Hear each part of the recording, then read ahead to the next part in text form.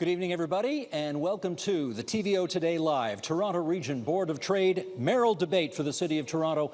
I'm Steve Paikin. We are at the Isabel Bader Theatre at Victoria University on the downtown campus of the University of Toronto. We have checked the most recent polls from 4 different polling firms, and the top polling candidates have been invited to join us here on stage tonight.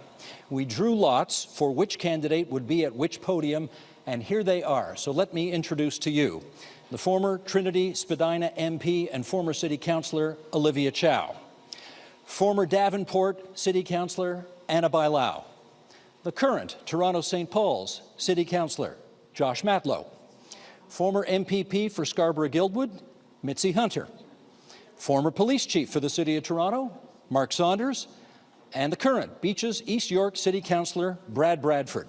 And this will be the one moment in our program tonight where we will allow the audience to show their appreciation for the candidates standing tonight.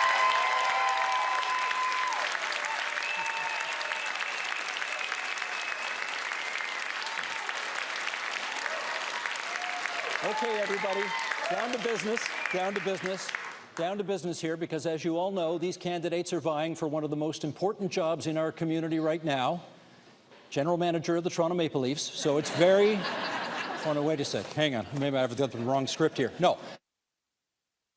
Next Mayor of Toronto, the candidates know the rules, they have agreed to abide by them, so let us begin. Right now, candidates, the City of Toronto is dealing with a deficit shortfall, a budget shortfall of $1 billion roughly. If you're elected mayor, how would you deal with that? 1-minute responses to start us off. Olivia Chow, the microphone is yours. Well, the old approach isn't working. It's made TDC more expensive, but less reliable and not that safe. And not a single shovel have gone in the ground to build affordable housing. We need a different approach. I was on the budget committee for 10 years, and I always start with people's needs, what they need to make their life better, and what business need to make them more productive. We need other levels of government to come to the table, and I know how to do that as a former member of parliament. I will fight for Toronto for a better deal. I propose modest increase to property tax to build 25,000 units of housing. And I'm also looking at other revenue sources from vacant homes and those buying super luxury homes, because those folks can pay a bit more to help us out. Thank you, Olivia Chow. Ana Bailão, please. The City of Toronto is facing a significant budget deficit. I heard Janet say $1.6 billion. We're also suffering from a $46 billion pressure operating in capital over the next 10 years. We cannot solve this with property tax increases or cuts. It cannot be done. I know that Peter Wallace, our former city manager, was actually speaking at the Toronto Board of Trade just a few days ago, and that's exactly what he said. We have over $1 billion now that is the responsibility of other orders of government that we are delivering. We need a new deal for the City of Toronto. It starts with the province uploading the Gardner and the DVP. They need to take responsibility over these highways that were theirs, and that over 50% of the people riding on them are not from Toronto. We need to make sure that we use that money to fix our services and to fix our budget. I have a track record of delivering billions of dollars like I did on housing for the City of Toronto, and I'll do it as your mayor. Josh Matlow, please to you next. Well, I am absolutely convinced that we can have a city that works, that's healthy, it's safe, it's affordable, and more livable. But, you know, to expect that, even though we know we need to negotiate a new deal for Toronto, both governance and financial, we cannot just wait for Doug Ford to come and bail us out and save us. There's no evidence that he's going to do that. We need to get our own house in order. We need to finally be honest about the fact that we need new revenue. We need to raise property taxes and put it towards services that are declining. We need to improve our infrastructure. We need a corporate commercial parking lot levy. We need to do what we can within the existing City of Toronto Act to take action on a city that needs our support, residents who need our help, the most vulnerable who need our help as well. But to simply just suggest that Doug Ford is going to come and save the day is dishonest, disingenuous, and not real. I will be moving forward with an evidence-based plan to support our city. Thank you, Josh Matlow. Mitzie Hunter, you're up next. Thank you, Steve, and good evening, everyone. It's really great to be here, and having served on the board of TVO for 6 years, I really appreciate the work that you do, and certainly Jan De Silva being the voice of business in our city and in the region. You know, Toronto is definitely at a turning point, and we have to work together to make sure that this city does not slide backwards, and that's so important. You know, I grew up in a home where my parents, my father, he was a small business owner. I actually was a small business owner at one point in my life and my career. I then became the Chief Administrative Officer for Toronto Housing, CEO of Civic Action, and Associate Finance Minister, building a pension plan for the province. I understand the importance of fiscal responsibility and making sure that the books are balanced. And that's why I've issued a very comprehensive platform that is going to make sure that Toronto grows as a city, a thriving city, but also pays attention to balance our books as well. Mark Saunders, you're up next. Great, and thank you so much for having me here at TVO, and what a great city this is. I love this city so much, giving me the opportunity, first-generation Canadian, to have the opportunity to run for mayor. You know, controlling $65 billion is a critical responsibility, and what the residents are deserving is to make sure that the delivery of service is right there. And the question when we talk about value for dollar is never being asked. So making sure we measure outcomes is key and critical, and that is not happening.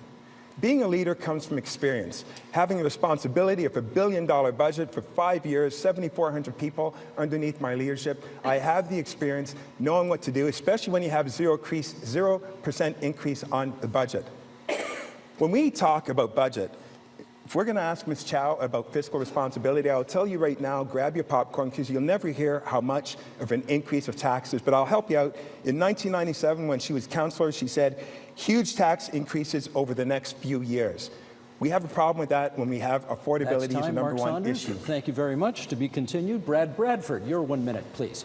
Well, thanks very much, Steve. And, you know, Jan De Silva outlined it brilliantly off the top. Toronto is facing a massive fiscal challenge, $1 billion in the budget this year and $1 billion gap next year.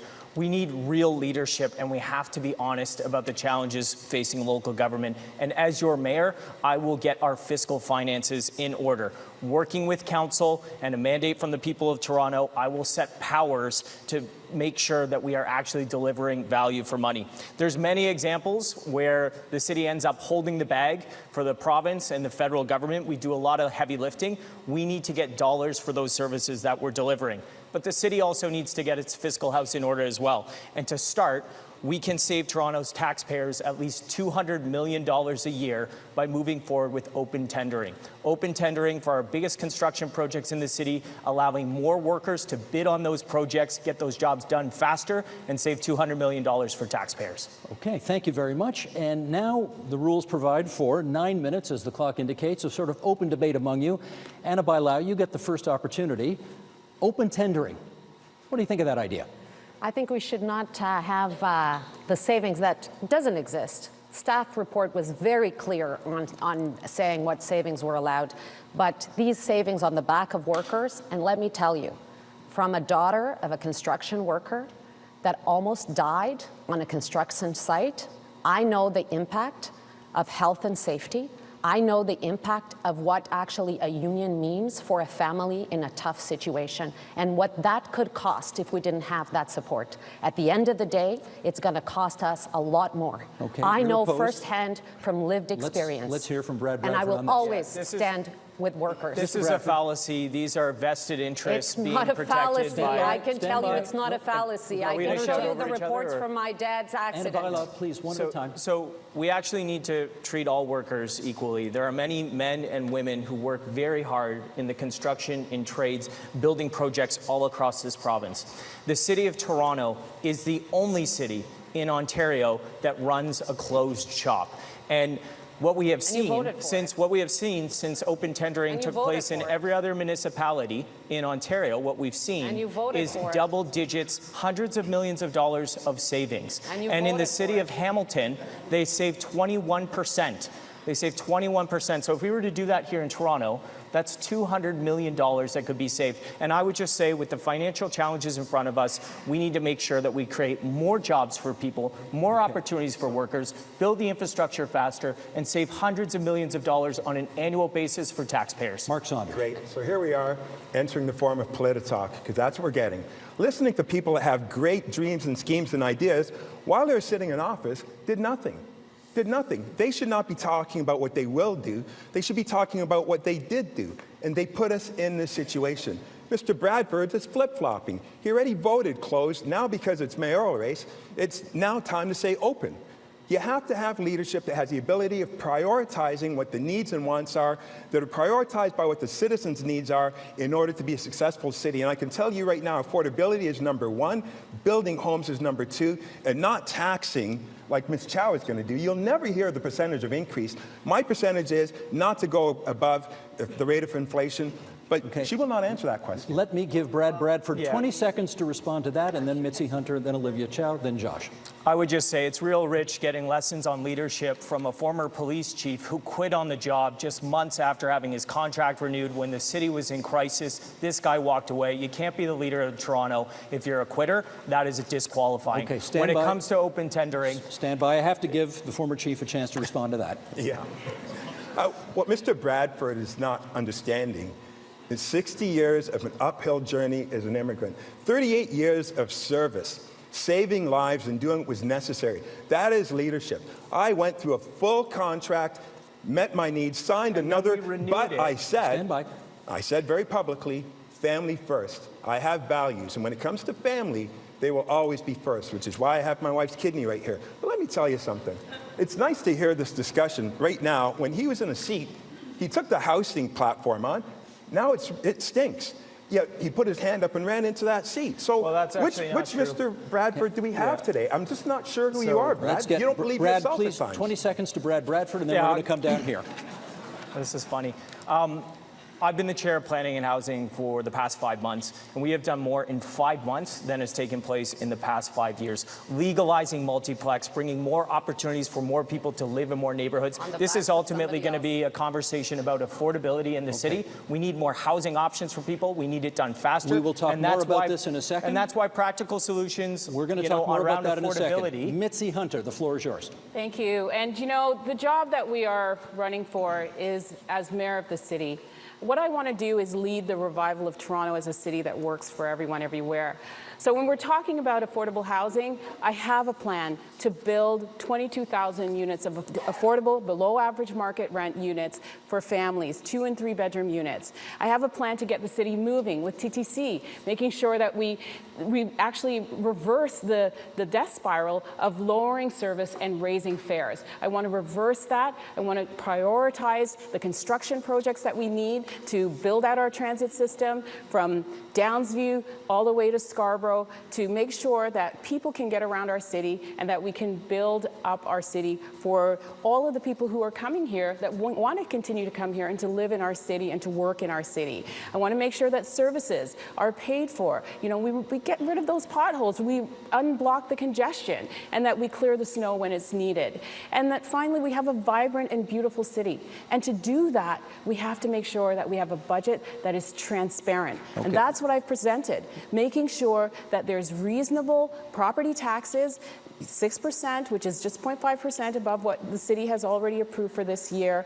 And for those who are $80,000 a year and below in terms of income, family income, it's 3%. Because I know that there's affordability issues across this city. Let me stop you there. The original question, the original question though was about open tender, and Olivia Chow, I want to give you a chance to speak to that. Are you for or against that?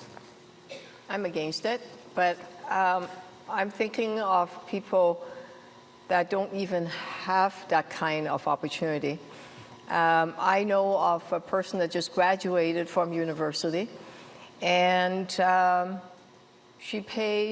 Dahlia pays $1,600 for a basement room and share with 2 other people. Her rent is $1,600. By the end of the month, there's nothing left. And she said she can't even afford fresh fruits and vegetables. And also, canned soup itself she can't afford. And that is serious problem. What we need to talk about when you talk about money is what the city, what the people need.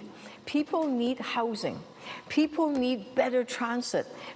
Business needs talents to come and stay here, because she's thinking maybe she's American but Canadian also, that she might go back to the States. She doesn't want to do that. We need to keep our people here. Okay. And housing, affordability, better transit is what we need. Okay. A reminder, the original question is about the $1 billion shortfall here. So, Josh Matlow, come on in. You haven't spoken yet.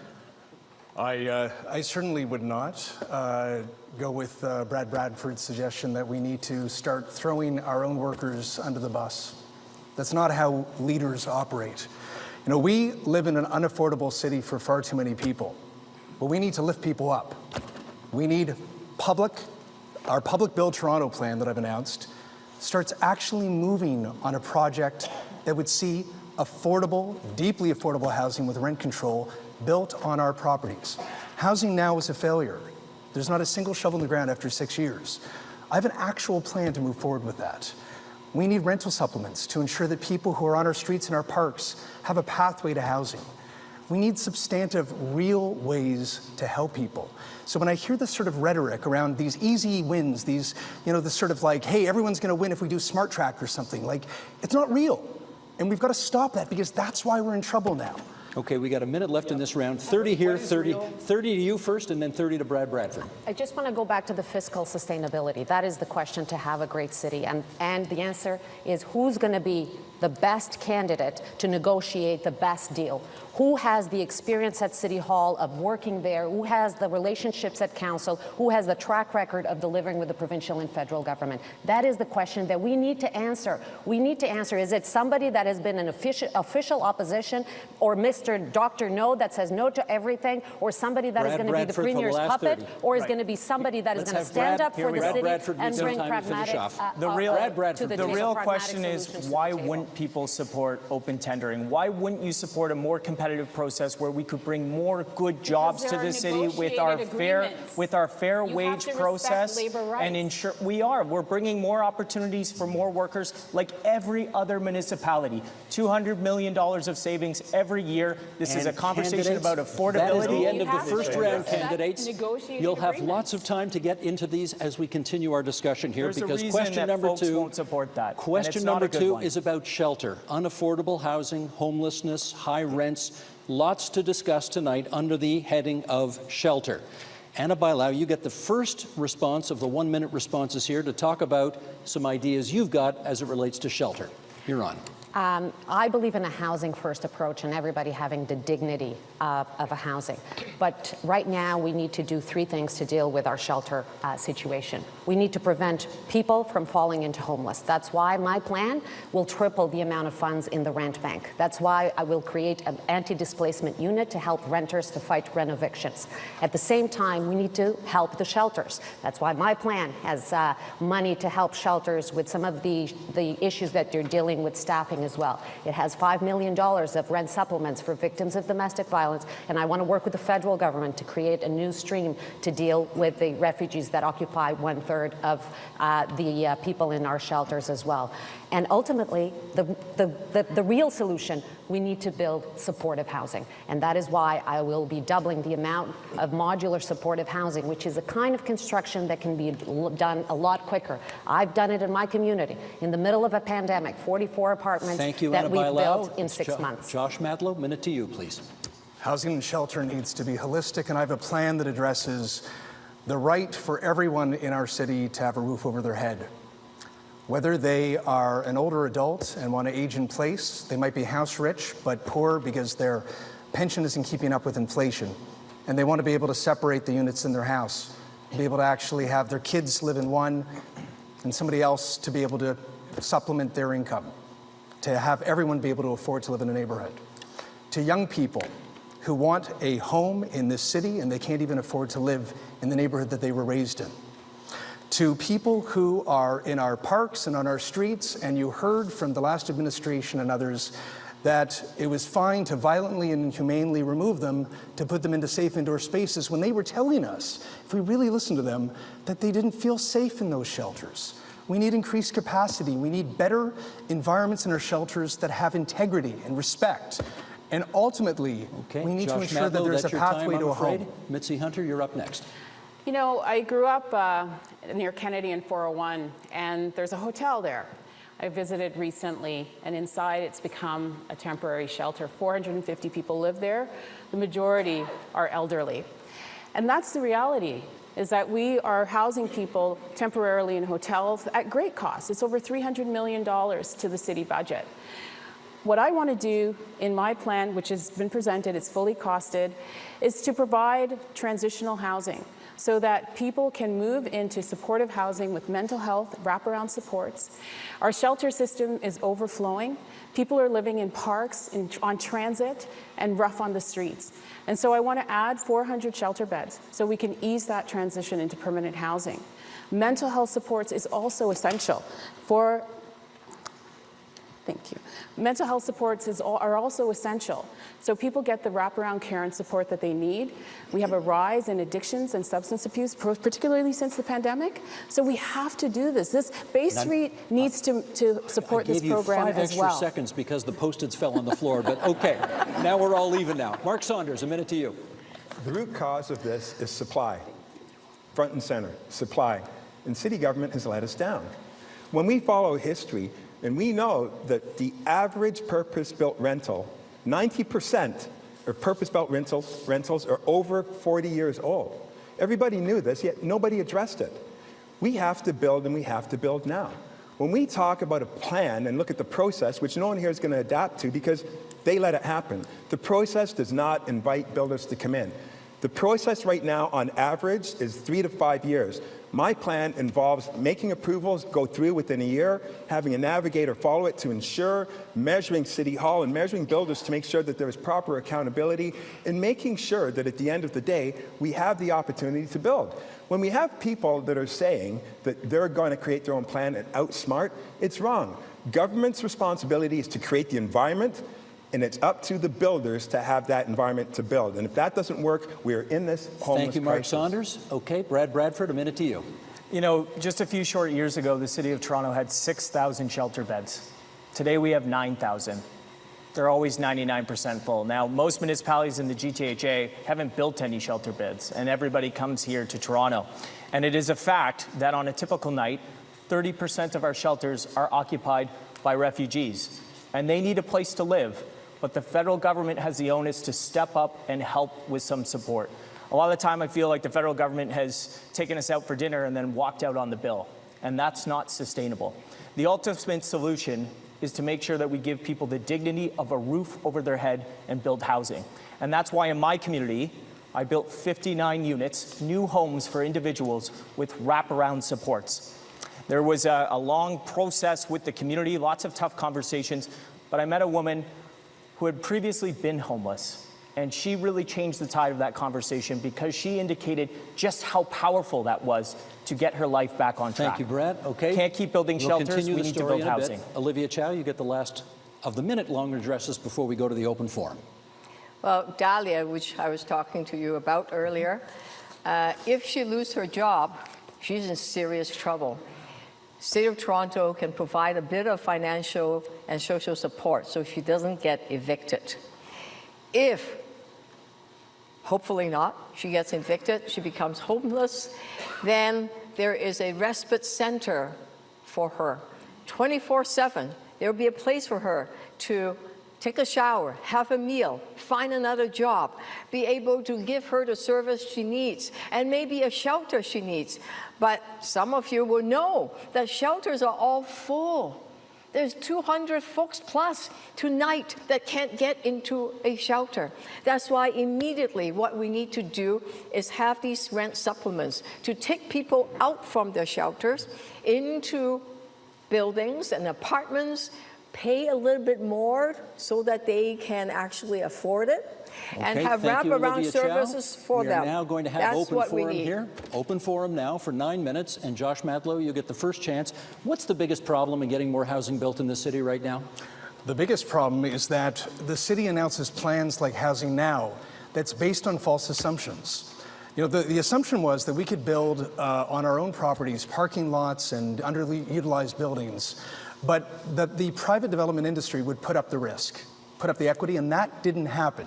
That's why we need to move forward.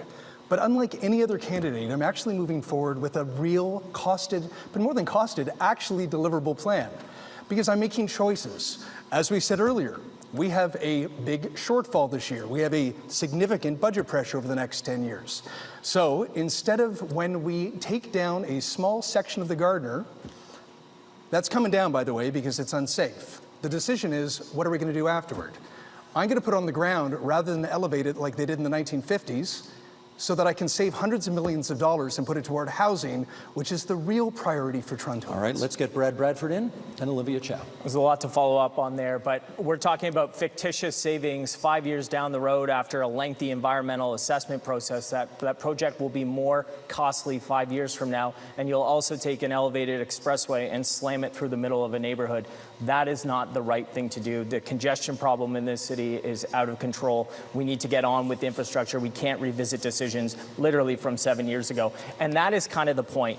We need less talk and more action at City Hall. And, you know, I saw that as an urban planner working in the chief planner's office. The challenges with the bureaucracy. You know, the folks at the Board of Trade know this. We have the unenviable statistic of having the slowest approvals in the entire country. It takes nearly 3 years to get an application through a zoning bylaw amendment. And that is just too slow when we have the challenges that we're facing around affordability. So I will speed up that process to deliver more housing faster to make sure that people can afford to live in this city. Olivia Chow, then Mitzie Hunter. Well, all the folks here have been in charge. They've been on the executive committee, deputy mayor, they've been in charge. And yes, we have a huge, long planning process. And that is not acceptable. You have to have deadlines, either say yes or no. Let's be transparent, make it digital, and show where which application, what map, and how long it has been. So when you have things that are transparent, it becomes accountable. But back to the housing question. We need to build, under my plan, we will build 25,000 units of housing. Instead, right now, what the City of Toronto is doing is getting the private developer and having them approve one by one to the federal government, getting the federal offer of funding. What we can do, if the city is the developer, is batch all 25,000 and say to the federal government, we will take that $82 billion that you offer on the table for your national housing plan, and we'll accept that money and build. It's so much faster that way. Okay, forgive me, I did say Ana Bailão actually before. Ana Bailão, then Mitzie Hunter. This is why it's so important to elect somebody that knows what they're doing. First of all, I'd like to have Mark Saunders understand that supply is very important, but supply will never build supportive housing in this city. Let's be clear about that. We need to build supply. It has an impact on affordability, but it will not build the supportive housing that we do. The same thing that you can't tax your way out of housing. You cannot tax your way out of housing. You need the private sector. You need the nonprofit sector. You need the three orders of government. That's how you're going to be building the supply, the affordable housing, and the supportive housing, like I have done in so many instances in supportive housing and in affordable housing as well. Okay, Mitzie Hunter and then Mark Saunders. So, you know, the housing crisis that we're in is being played out on our streets. We see it. It's very visible with so many homeless people. 10% of them are youth. And we have to address that. You know, my 2,000 supportive housing units are not necessarily purpose-built units. We'll just acquire those units. We can provide the wraparound care and support within existing structures because we have to do it quickly. I also want to let you know that I do have a plan for building more publicly owned rental housing units, as well as deeply affordable home equity units so that people can purchase a house and live in this city, because we need a spectrum of housing. We don't have to do things the same old, same old. We can do things differently. The city can be the builder, the city can be the owner, and we can make sure that people have access to those units. We also do need to have more supply. So in my plan, along 1,200 kilometers of major streets, we can build 8 stories so that we add more density. And we have to create real neighborhoods. So I want to add retail Toronto Public Health satellite offices, Toronto Public Library branches within these housing units, so we create that neighborhood for people to raise their family and to live in the city, because that's the talent that you need for your businesses. Let's give Mark Saunders a chance. Great, and thanks. When I speak about building and building fast, and I speak to the process, it's because independent reviews are showing that Toronto is scoring last, yet we have to understand that our newcomers are coming in at a high rate. We'll have 500,000 more here in the year 2030, 2031. Now, Ms. Bailão is trying to celebrate the fact that she was in charge of the housing, and she built houses at an incredible rate of 1.8%, meaning that it would take 46 years to meet the goal of 40,000 affordable houses in the 10-year timeline. That's not good. You need new leadership in the right position. And talking about building, I'm talking about multi-income. We have it working in Regent Park, where we have rent geared towards income, where we have market value, and we also have supportive wraparounds with not-for-profit entities looking after the management. It can work. We've shown that it can work, but we have to have the ability of creating the process, which does not happen right now, because the people here caused this bottleneck right from the start. Okay, you did mention Ana Bailão, so I got to give her a chance to respond to you. Go ahead if you want to go back at that. I will. You know, we had governments stepping away from housing from decades. We had to bring the city back into the housing business, and that's what I did. I'm proud of that. We brought a budget that was $96 million to a $4 billion. We stopped selling land and actually using land to create affordable housing. We stopped the sale of units at Toronto Community Housing and have a fully funded $2.6 billion that is now dignified homes for people in the city of Toronto. Do we need to do more? Absolutely. That's why I'm here. That's why I'm here to bring my experience, because I know that these plans, the math that there is on there, it doesn't work. Okay, anybody out there knows that $260 of construction costs, it's not real. Nobody can build it. Very good. And Mitzie Hunter. Look, I mean, Josh, you want to work? Olivia Chow wants to add more bureaucracy to build more housing. We don't need to build more bureaucracy. We need to build more housing faster. The only thing that more bureaucratic institutions will do is add more time, more money, and it will fail to deliver the units. We have seen all of the challenges with the programs that government has stood up, but nobody's asking the questions, why are they not working? We were always supposed to be a mid-rise city on our avenues, and yet when Torontonians are out there looking around, you haven't seen a lot of mid-rise buildings constructed on our avenues. It's because the process doesn't work. It's because we make it as hard to build a 6-story building as we do a 60-story building. Okay, so we need to work with the not-for-profit sector, the builders, to understand why these things haven't been built, change the process, and focus on outcomes. The outcome has to be housing. You did take a poke at her, so I have to give her a chance to respond. Olivia Chow, you want to respond? Quickly. I used to represent the downtown riding ward. Look at the kind of buildings that's been happening in the core of the city. In these last 10 years, when Mr. Bradford and others have been in charge, the process time now has extended to almost 3 years. There are more policy advisor in the planning department than people that actually do the planning application approval process, and that has to change. Okay, let me give 30 seconds. I'm not here saying that we need to hire more people. We need to give people deadlines so that the process is much faster. Let me give Mitzie Hunter the last word. What we don't need is more of the same. And, you know, all due respect, Ms. Bailão, the housing now has not worked. It has not provided not one unit of affordable housing since it's been underway. You know, the plan that I have is where the city is the builder and the owner of those units, so that the motivation is about building more affordable housing for more people. That's our time in this segment, but you did take a poke at Ana Bailão, and I got to give her a chance to respond. Is did. it true? Not one new unit? That's what she's saying. Not one new unit. We have 3,000 units in the city of Toronto under construction right now. And the But housing no one's now, I living can in tell them you, I because can of tell all you, the delay. in 3,000 under construction, 1,600 completed, and 15,000 that have been approved. Okay, that's the last word in this section. Let's move on now, because Ms. public Mitzie will be safety, one of them. public safety has been a very big issue lately. I don't have to tell anybody here. Josh Matlow, you get the first word on this. What ideas do you have to make Toronto a safer city? I believe that the police are good at what the police do, but they should most often be the last resort when it comes to addressing the issues that we're experiencing in the TTC, for example. I've been reminding my colleagues for a long time that while we experience violence in the TTC, it doesn't begin in the TTC. It begins in our neighborhoods. It begins in our communities. There are people who are experiencing poverty, lack of access to housing, trauma, mental health, and there should be trained staff who are working with us as a rapid response team to work with transit control, to identify individuals with the potential violence and de-escalate them and prevent a tragedy from happening. The police are called as the last resort. I also believe that we need to address the root causes of youth violence in our communities. Okay, more to and come, finally Josh invest Matlow. in our kids. Time's up. Okay, Mitzie Hunter, a minute to you. You know, in the last year and a bit, I've been to 2 schools in Scarborough where 2 teenagers were shot and killed. And, you know, this is the kind of situation that we're facing in our city. Addressing violence in our community is a complex challenge. Yes, it involves policing, but it also involves the social determinants of health, housing, employment, education.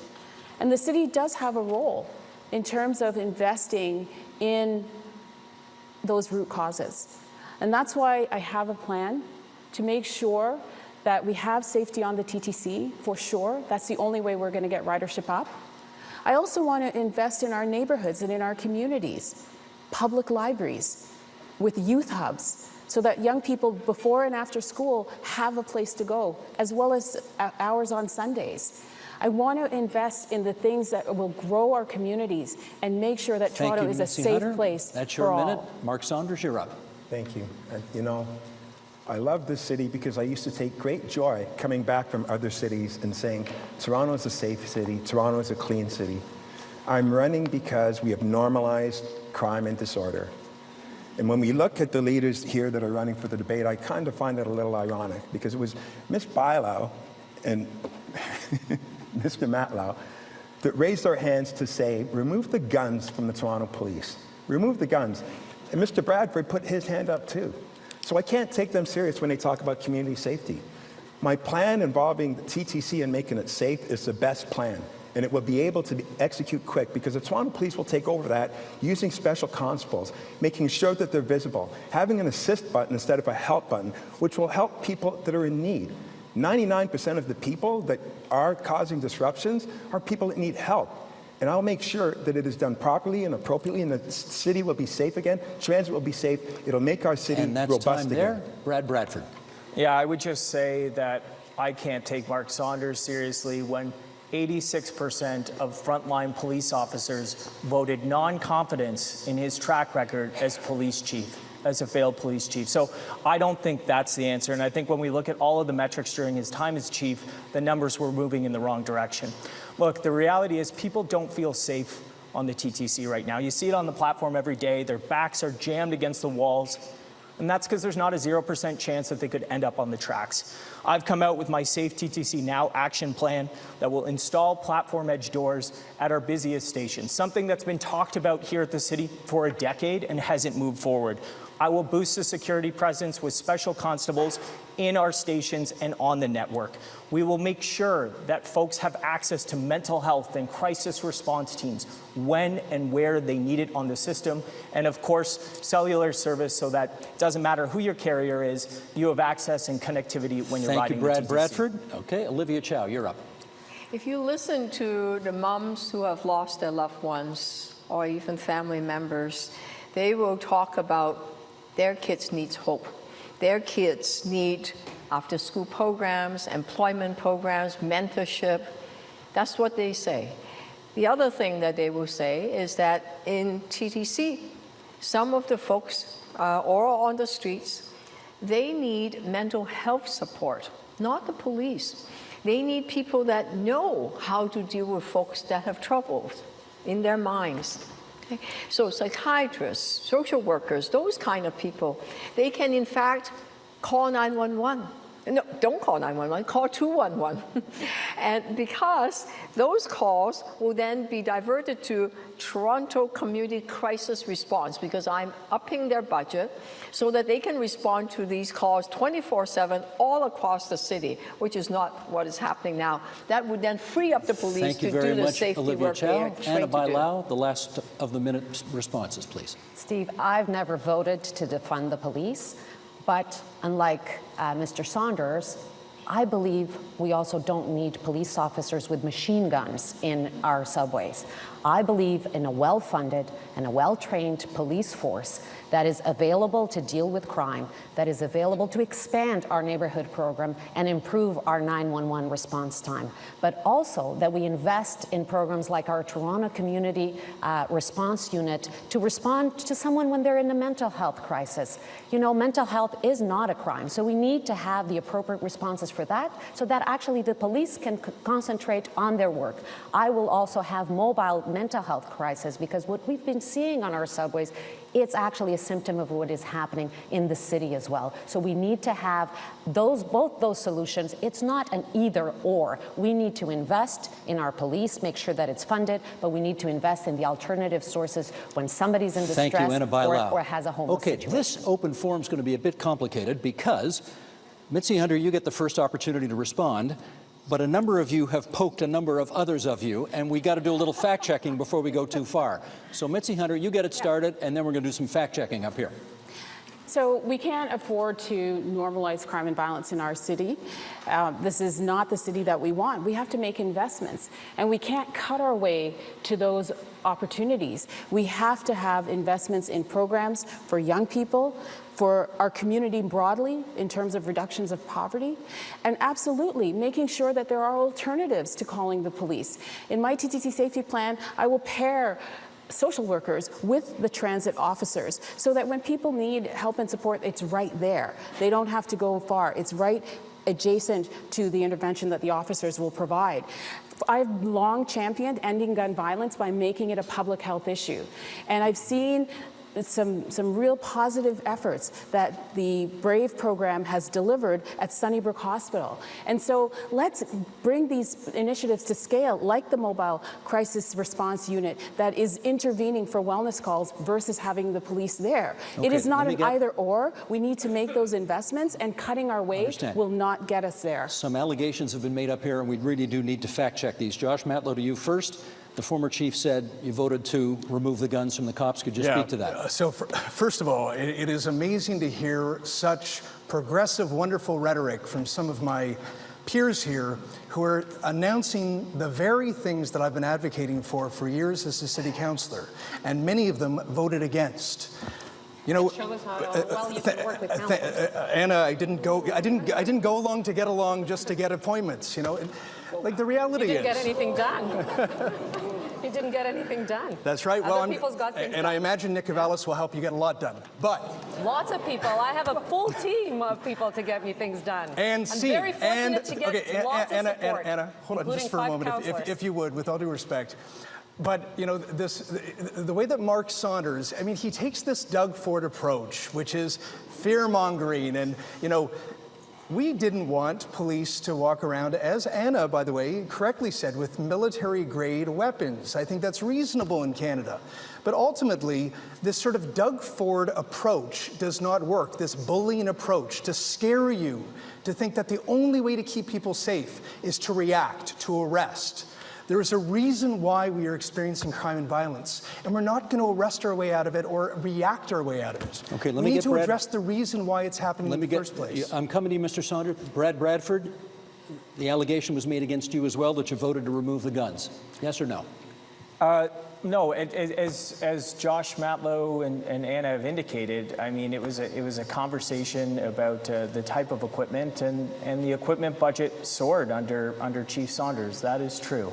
What I would say is we need reform, right? We need reform, and I think we can all be adults and recognize that what we were doing was not working. And Chief Saunders actually said after he quit the position, 40% of the calls that we ask our frontline police officers to respond to should be responded to by other people. And so that vote for defund was really a reflection that we do need reform. And I think Chief Saunders agreed. When I talk to frontline officers, they tell me that they're not trained to be marriage counselors. They're not trained to be social workers or mental health crisis responders. And that's why we need to invest in police, because we have 700 fewer officers than we had in 2003, and yet the city has grown by 1 million people over 20 years. But we also need to invest in mental health supports, Let in me our get Mark streets to homes Saunders. teams, You made and a mobile comment about crisis response Let units. me get in here for a second. You made a comment about Mark Saunders that 86% of frontline officers voted no confidence in him. I want to give the former chief a chance to respond to that. Yeah, it's funny being schooled about policing by anybody on this podium. But, you know, I've got flip-flop Brad here. It's wonderful, you know, talking to me about downsizing when I didn't. What I had to do was deal with the city agency, which was the Toronto Police Service, which they funded. And they gave me 2 years of a zero budget that I had to manage. So there's a start for any reduction on anything. But secondly, I'm using special constables. I don't know where this discussion on guns and machine guns are coming from. Because that's what... Okay, what I brought up... You did bring it up. What I brought up was... Bring it up. That Ms. Bailão and Matlow voted in favor of immediately banning police officers from carrying guns, and that all the guns were to be destroyed within a year, June 29, 2020, CC 22.2. That's what I'm talking about. But she's talking about me carrying machine guns on subways. I don't know where this magic is coming from. Bless her on that. But listen, when we talk about leadership, which is what I did, I will always fight for the best interest of every citizen in this city. And so when I got that approval, it was because I was fighting. I was fighting to make sure that those officers were going to wear body-worn cameras. I was fighting to make sure that a 37-year-old shift schedule was changed to today's times to give better delivery of service. And I was talking about using special constables towards the front line to add the same value, not diminish the quality of policing. That's called leadership. But as soon as they got challenged, they put their hands up to take guns away. That is not leadership. Okay, leadership is leaning in when you have to fight for what's right. They certainly don't know how to do that. Thank you, Mark Saunders. We haven't heard from Olivia Chow in this round yet, so go ahead. Yeah, safety also means when you call 911, you get a response and not getting put on hold. I have that experience when my dad had pneumonia. He was in a nursing home, and I was put on hold. I was desperate. I was scared because my dad wasn't breathing well. And being put on hold, I don't know how long, it was, you know, maybe a minute, 2 minutes. I don't know. It felt like eternity. 911 calls grew in terms of wait times under Mr. Saunders. And what we can do is if we divert those mental health calls away from 911, then we could actually have 911 really speeding it up so that when we call, when we're desperate, we get immediate service. Okay. That is what we need to do. Ana Bailão and Bradford. I'm just going to say that there was a few more things that grew under Mr. Saunders. Homicides increased by 23%, auto theft increased by 80%, and homicides by shooting went up by 48% under his leadership as well. Do you blame him for that? That was under his leadership. Do you blame him for it? It was under his leadership. He's the one that has going to have to answer for that, right? As a leader, you answer for that. I answered for the accusations that I had no housing building. I told you how much housing was actually, affordable housing was actually being built. So somebody has to answer for those questions as well. And and the other candidates should talk about who's going to defund or not defund the police. There's plans out there that are going to defund the police. Are there Bradford, any please. candidates that are going to defund? You know Bradford, please. Yeah, I mean, the numbers under Mark Saunders' leadership when it came to crime in the community were not good. They all moved in the wrong direction. We're still recovering from that. But Olivia made a good point, and that was about 911 response times. And that's why in this budget, you know, I voted and supported, and we increased $48 million to Toronto Police so that we could hire 200 more frontline officers to keep our community safe, but also have the resources so that we can actually hit our service standards when it comes to 911 response times. I had a friend in Parkview Hills whose father actually passed. He called 911 and he was put on hold. And there was a 6-7 minute wait. Now that's, you know, it was a complicated situation, but you can imagine how challenging that is when your father is in pain and you're making the call and nobody's picking up. That's unacceptable. You've heard the allegations made that crime went up on your watch. I want to give you a chance to respond. First off, I'll put my record up against any former chief or anybody here on the podium on any given day. Number two, what I like about this, and it's very healthy, and I'm glad they brought it up, the police service is a city agency. They're talking about all of the gaps and lack of resourcing because they didn't budget it. That's what the problem is. Leadership is not about listening to the loudest voice in the room, which is what they do frequently. That's why I'm running. I have the knowledge and skills and know-how to make informed decisions and listen to the right voices, the collective voices, what it needs to make our city safe. Let's give Mitzie Hunter the last word in this round. Forgive me, we're almost out of time. Leadership Sorry, is Josh, about results as well. And under your watch as former chief, crime has gone up, and that's the result. You know, as a former education minister, if kids aren't learning in our schools, I'd have to account for that. And that's our time in this round, everybody. In some ways. Forgive me, got to keep us on schedule here. Here we go. We don't know who's going to defund the police. The next question is about congestion.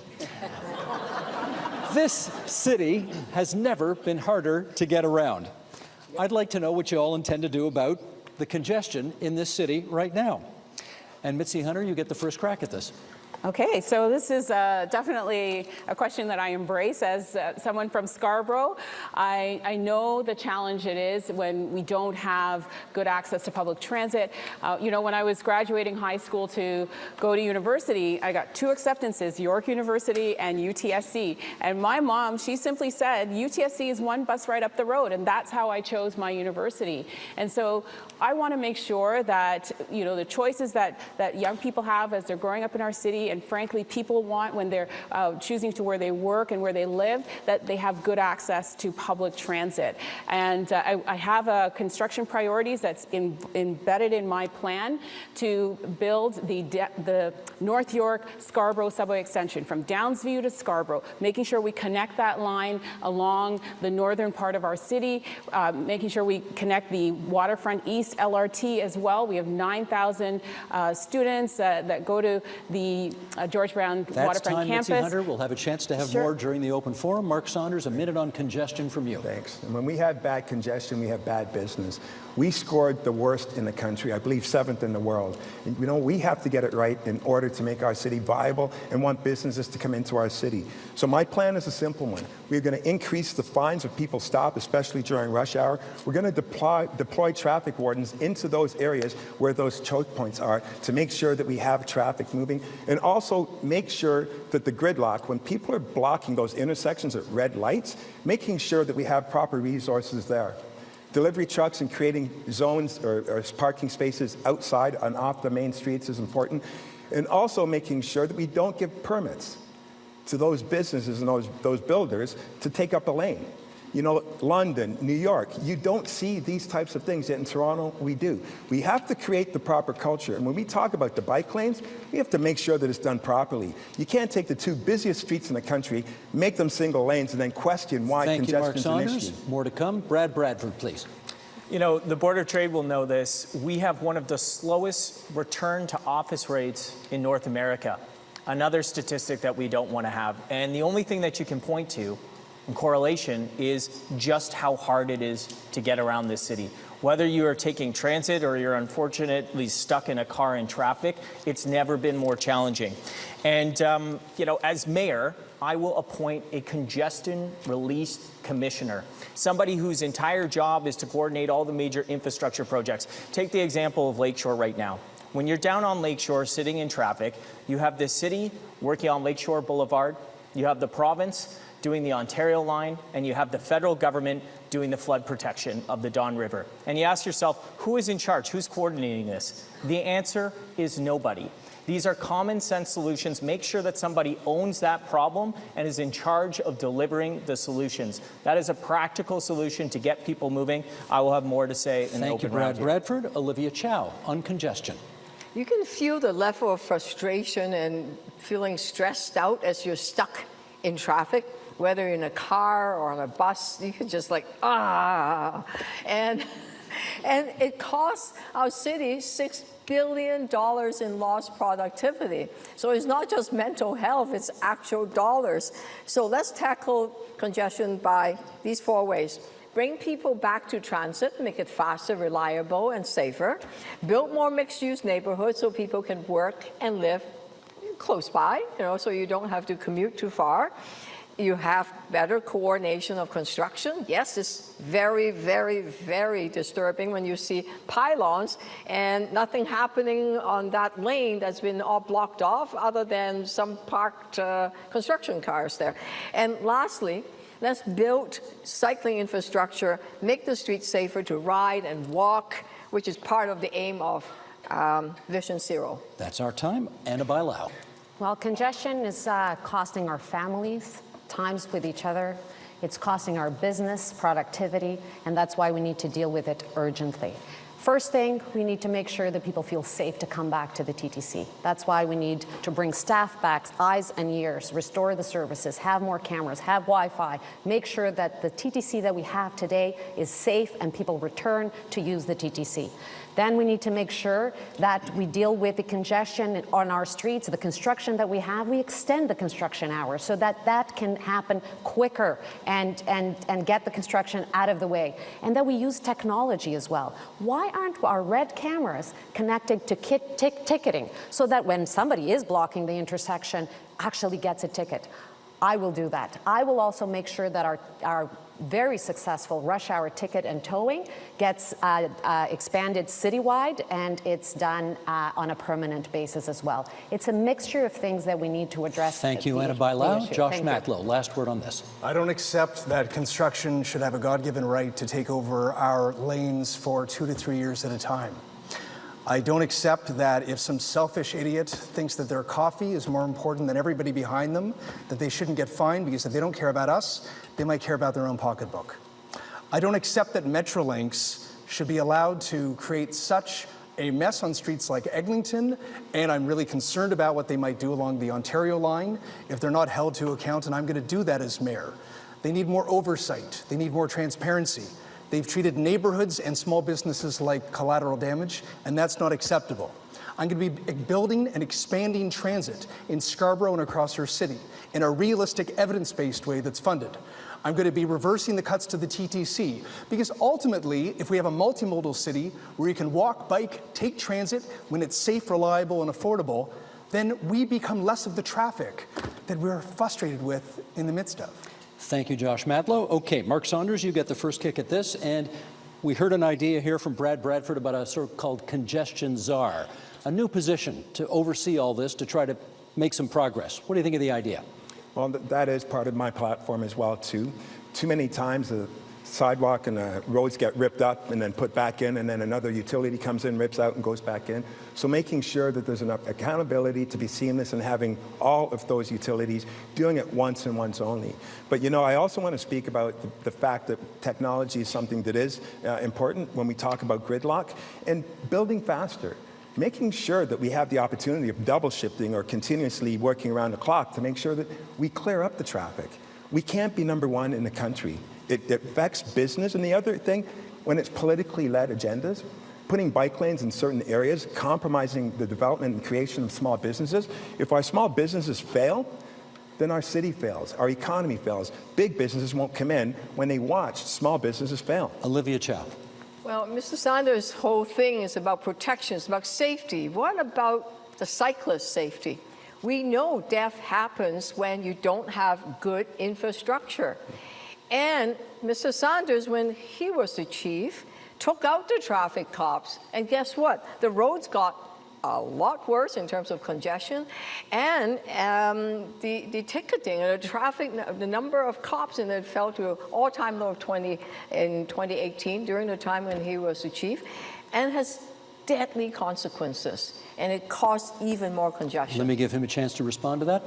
Yeah, Ms. Chow, with all due respect, not against bike lanes, but I'm against when it's a politically led initiative. I go to BIAs and I talk to people that are furious. When I went to Kingsway, Bloor West, they did not want it. And yet they're trying to jam it towards there.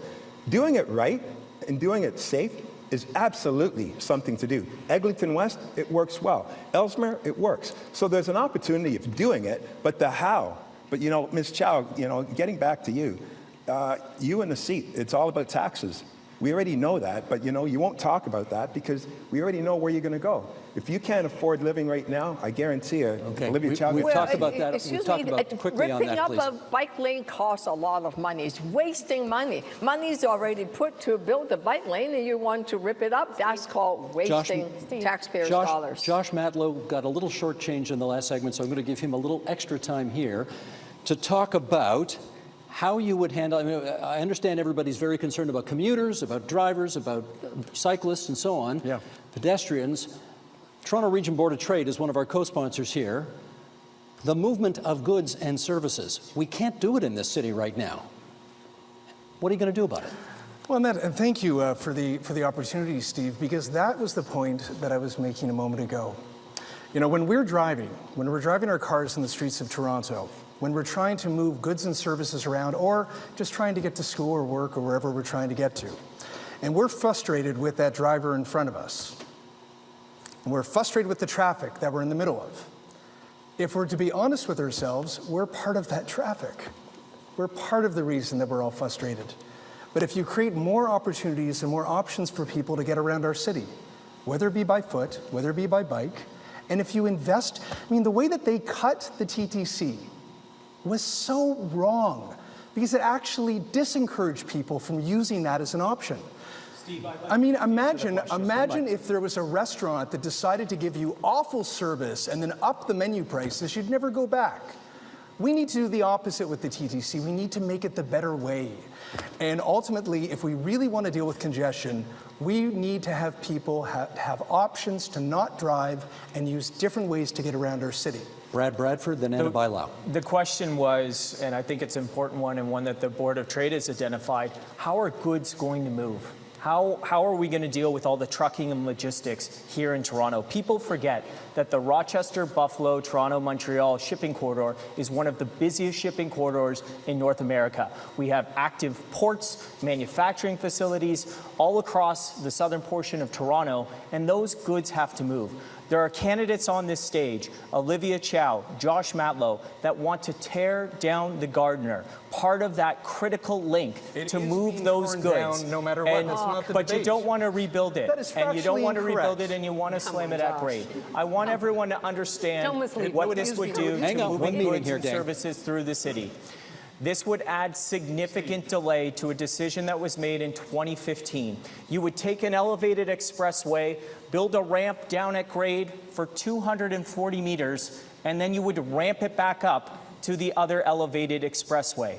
That's ludicrous. It will cost us hundreds of millions of dollars more years of time and delay, and more traffic for everybody, and further congestion Being for fair those here, important let's be goods fair that got to here. move. We We said need Ana practical Bailão, then Mitzie solutions Hunter, then to Josh. get Torontonians Okay, moving, Bradford, hang and on. tearing down the Gardiner is Stand not by, a good that's enough. Do I not get an opportunity to... Yeah, you will get an opportunity to speak to that. Ana Bailão, Mitzie Hunter, Josh Matlow, Mark Saunders. Here we I'm go. glad that Brad covered the Gardiner issue, which I know is exactly what the Toronto Board of Trade was asking about. It was about the Gardiner. I'm going to go back to the bike lanes, because what we have in here, it is political ideology that we're using.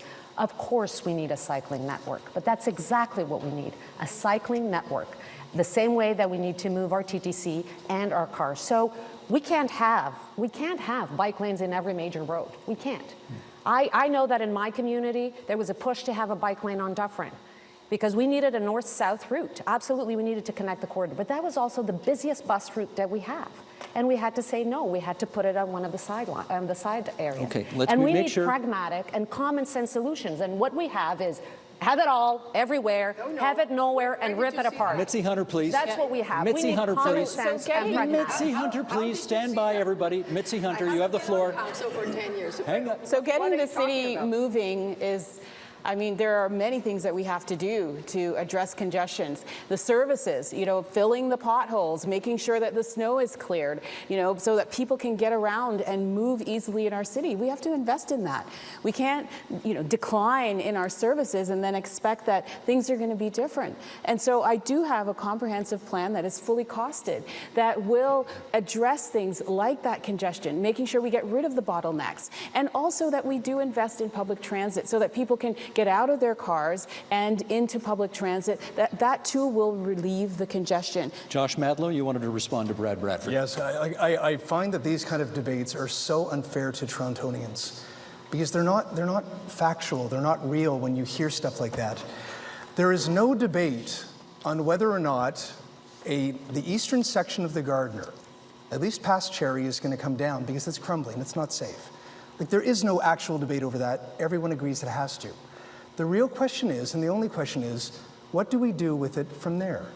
Do we put it up in an elevated way like they did in the 1950s? That's old planning. That's not the way that cities around the world do it. In fact, we would stick out like a sore thumb internationally if we did that.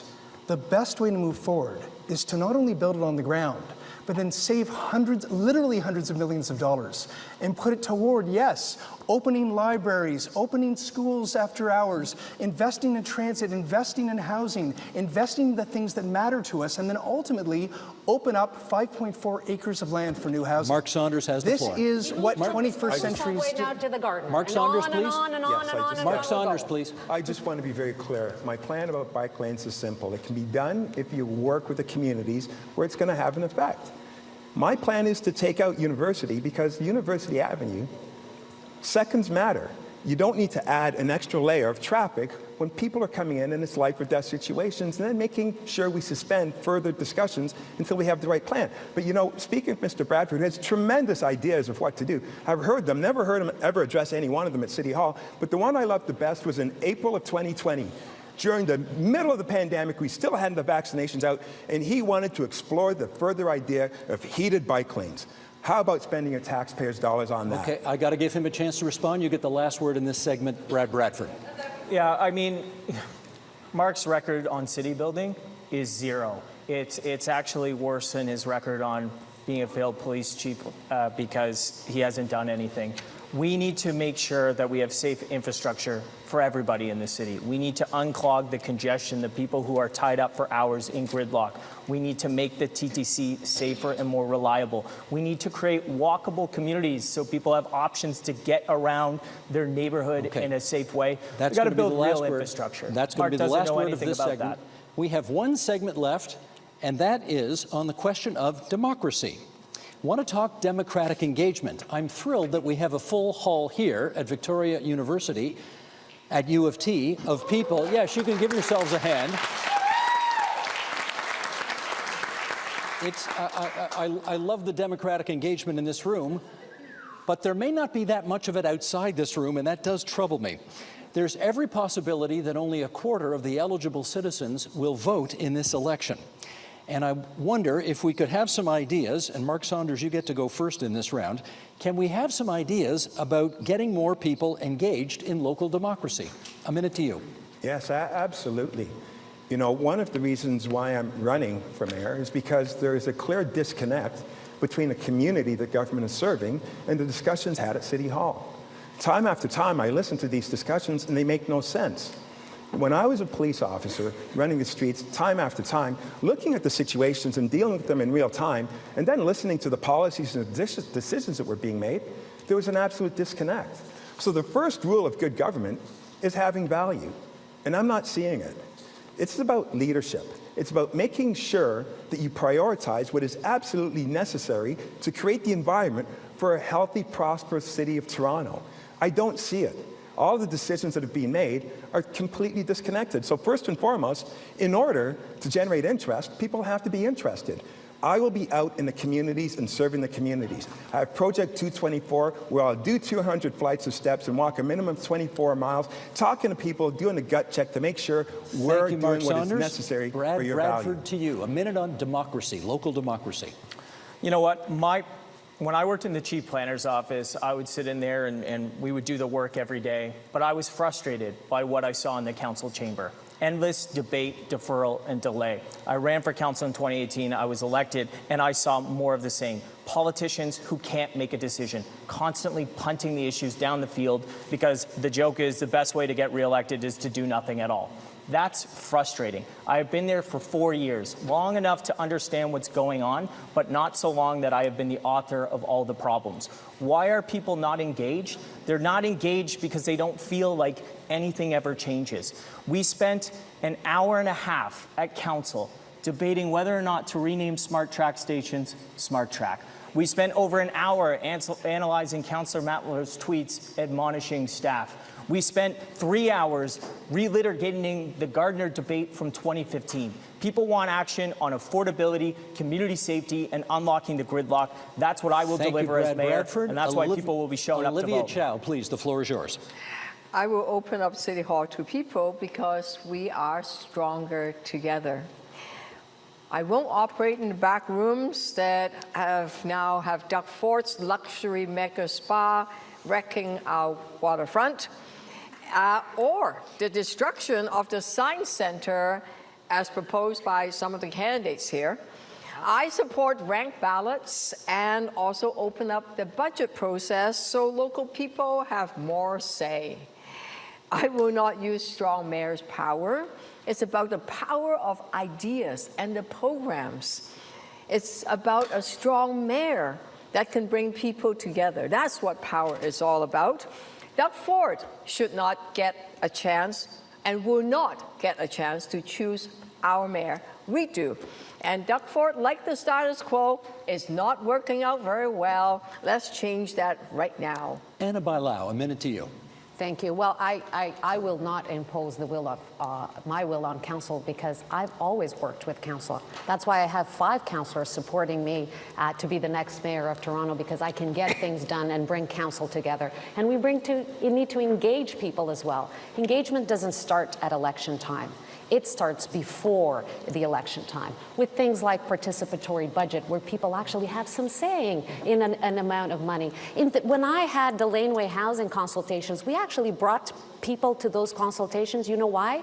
Because they saw the impact that was going to have on their lives. And that's what we need to communicate better, is the impact that we're having on their lives and the impact that we're having on this election. Are we going to be a mayor that is going to be the Premier's puppet, or are we going to have a mayor that is going to be the official opposition to the federal government and the provincial government? Or we're going to have somebody that, yes, is going to present a budget to the council and stand by it, and is going to help staff at council, but it will work with council to get things done. A minute to you, please. Well, I understand why people don't feel engaged and don't even vote when they feel like their voices aren't heard or they're completely dismissed.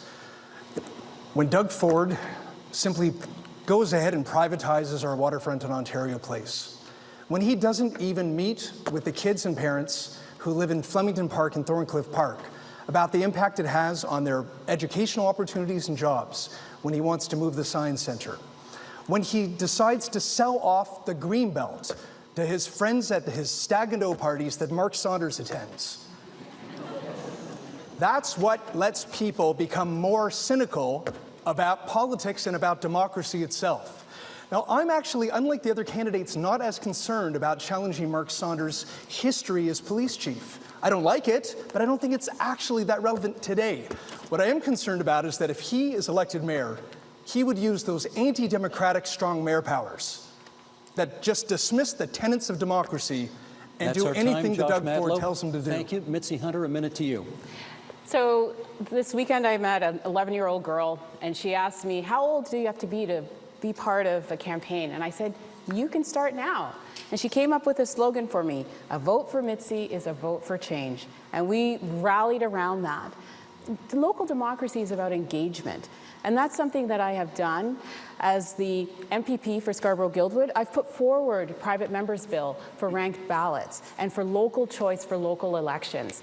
We need to strengthen people's local voice, not use strong mayor's powers like Brad and Mark and Anna want to do, because that diminishes the voice of the locally elected councillors. And so I would not use those strong mayor's powers. Instead, I will work together with council on the priorities that we need to achieve together. Because if you bully your way through to decisions, what are you going to do on implementation? Who is going to listen? So we need more engagement so that people in our communities know that their voice counts and that their voice matters. Thank you, Mitzie Hunter. I am calling an audible here.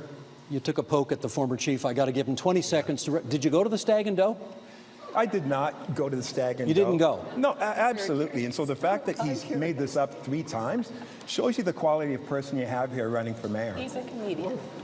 Okay, thank you. We have fact-checked that, and now we are into our final speeches. Oh, and my wife Friends- was the first witness, by the way, because I was Friends, with her. you have 50 seconds on the clock to each of you to seal the deal with this audience and those watching at home. Bradford, you have not yet gone first tonight. I'll give you the choice. You want to go first, you want to go last? We'll bring it home. You'll bring it home. Yeah. Let's go down the road then. Okay, Olivia Chow, you want to go first? Doesn't matter, sure.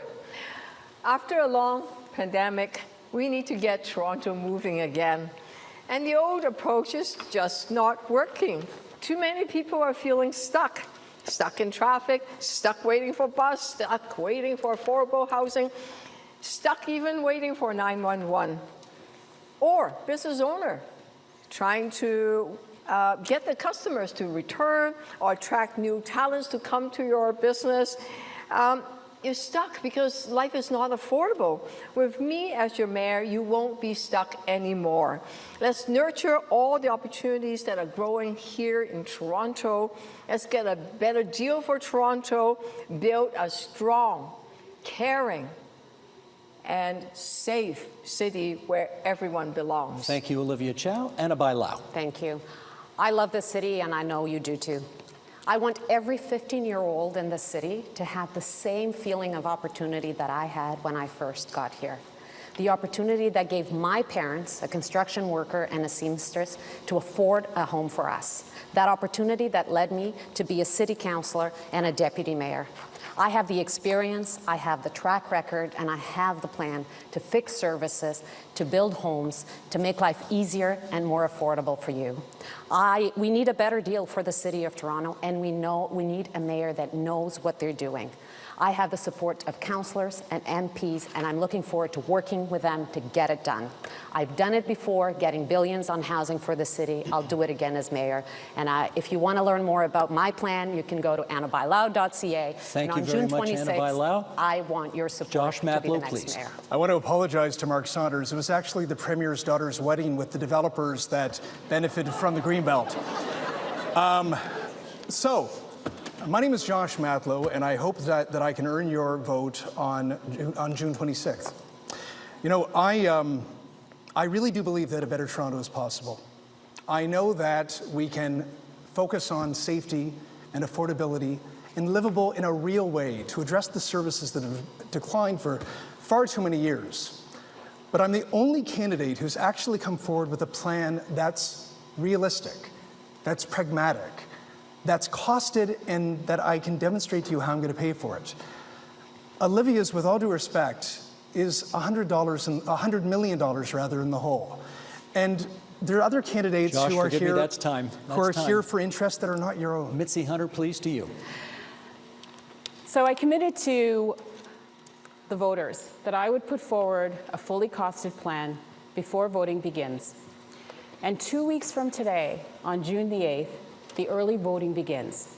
I have put forward my plan.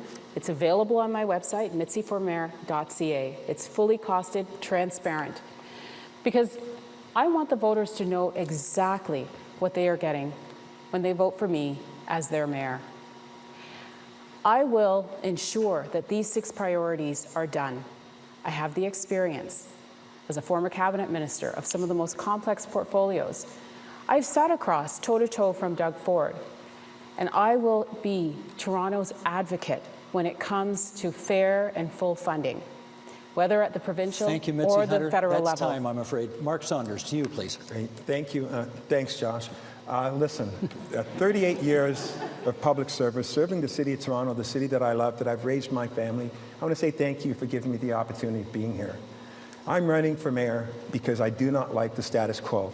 I don't like how your money is being spent ineffectively, whether it's heated bike lanes or 1.8% increase, when we need to be building and building fast, where we need to have a leader that builds on consensus, but if necessary, makes the tough decisions.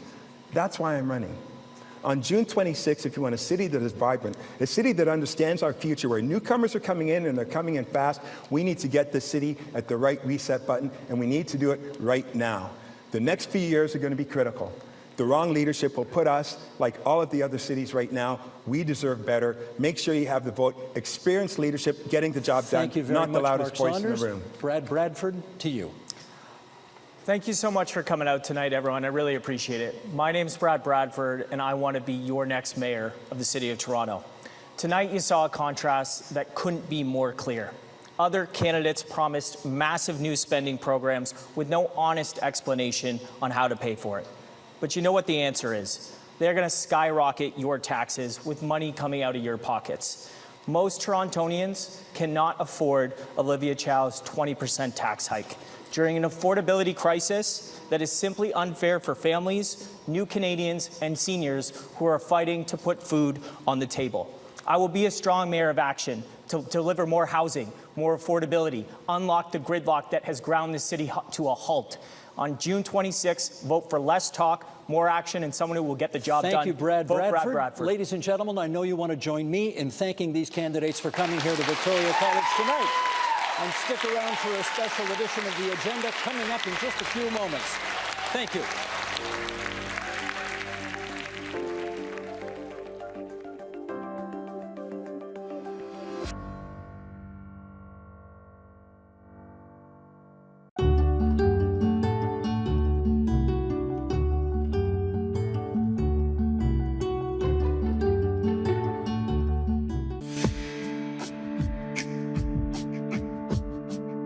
That very act of moving changed the course of my life, even though I wasn't born yet. 帰る場所があるって言ってくれてたから。 College is a huge goal for a lot of immigrant families. You want to go to the college, I want to go to the college. I have to be better than you. What makes Chinatown special is the strength and resilience of everybody here.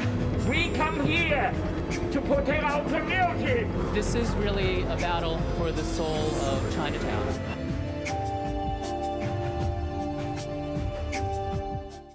One of the reasons why I love Los Angeles, it's got the world's biggest problems. Michael Colville Anderson is back. That makes it dynamic when you live in a city that's not perfect and you still dream that it's going to be better, right? Traveling the world to discover the secret of a livable metropolis. This is Los Angeles. This is ground zero for car-centric architecture. Personally, I've always had the impression that Berlin is a city that is greener than most. But like nowadays in Antwerp, this is called a park these days. Okay. How can you literally bring people back to the street? But you have to get rid of the one-way streets. This is one of the cities in this series that makes me wonder if I'll even be able to find those golden nuggets of life-size goodness that I cherish so much. The Life-Size City, a TVO original. Watch it online anytime. Meet Ernie Dingo. Do you want me to fly it? No, thank you. I can. No. And let him take you on a unique journey across Australia. This would probably have to be one of my favourite places. Hang on, where are you going? We're going in there to see the devil. With this fun? Yeah. But it's not your regular travelogue. How do you fit in? A lot of people see you as a stranger, even in your own land. They love sharing the stories and bringing visitors into a place like this. Now you've seen it, now you know it. Discover its remarkable people and their special connection to the land. I've never been this close to a cassowary. Nature is where we get our spirit from. It's a healing process.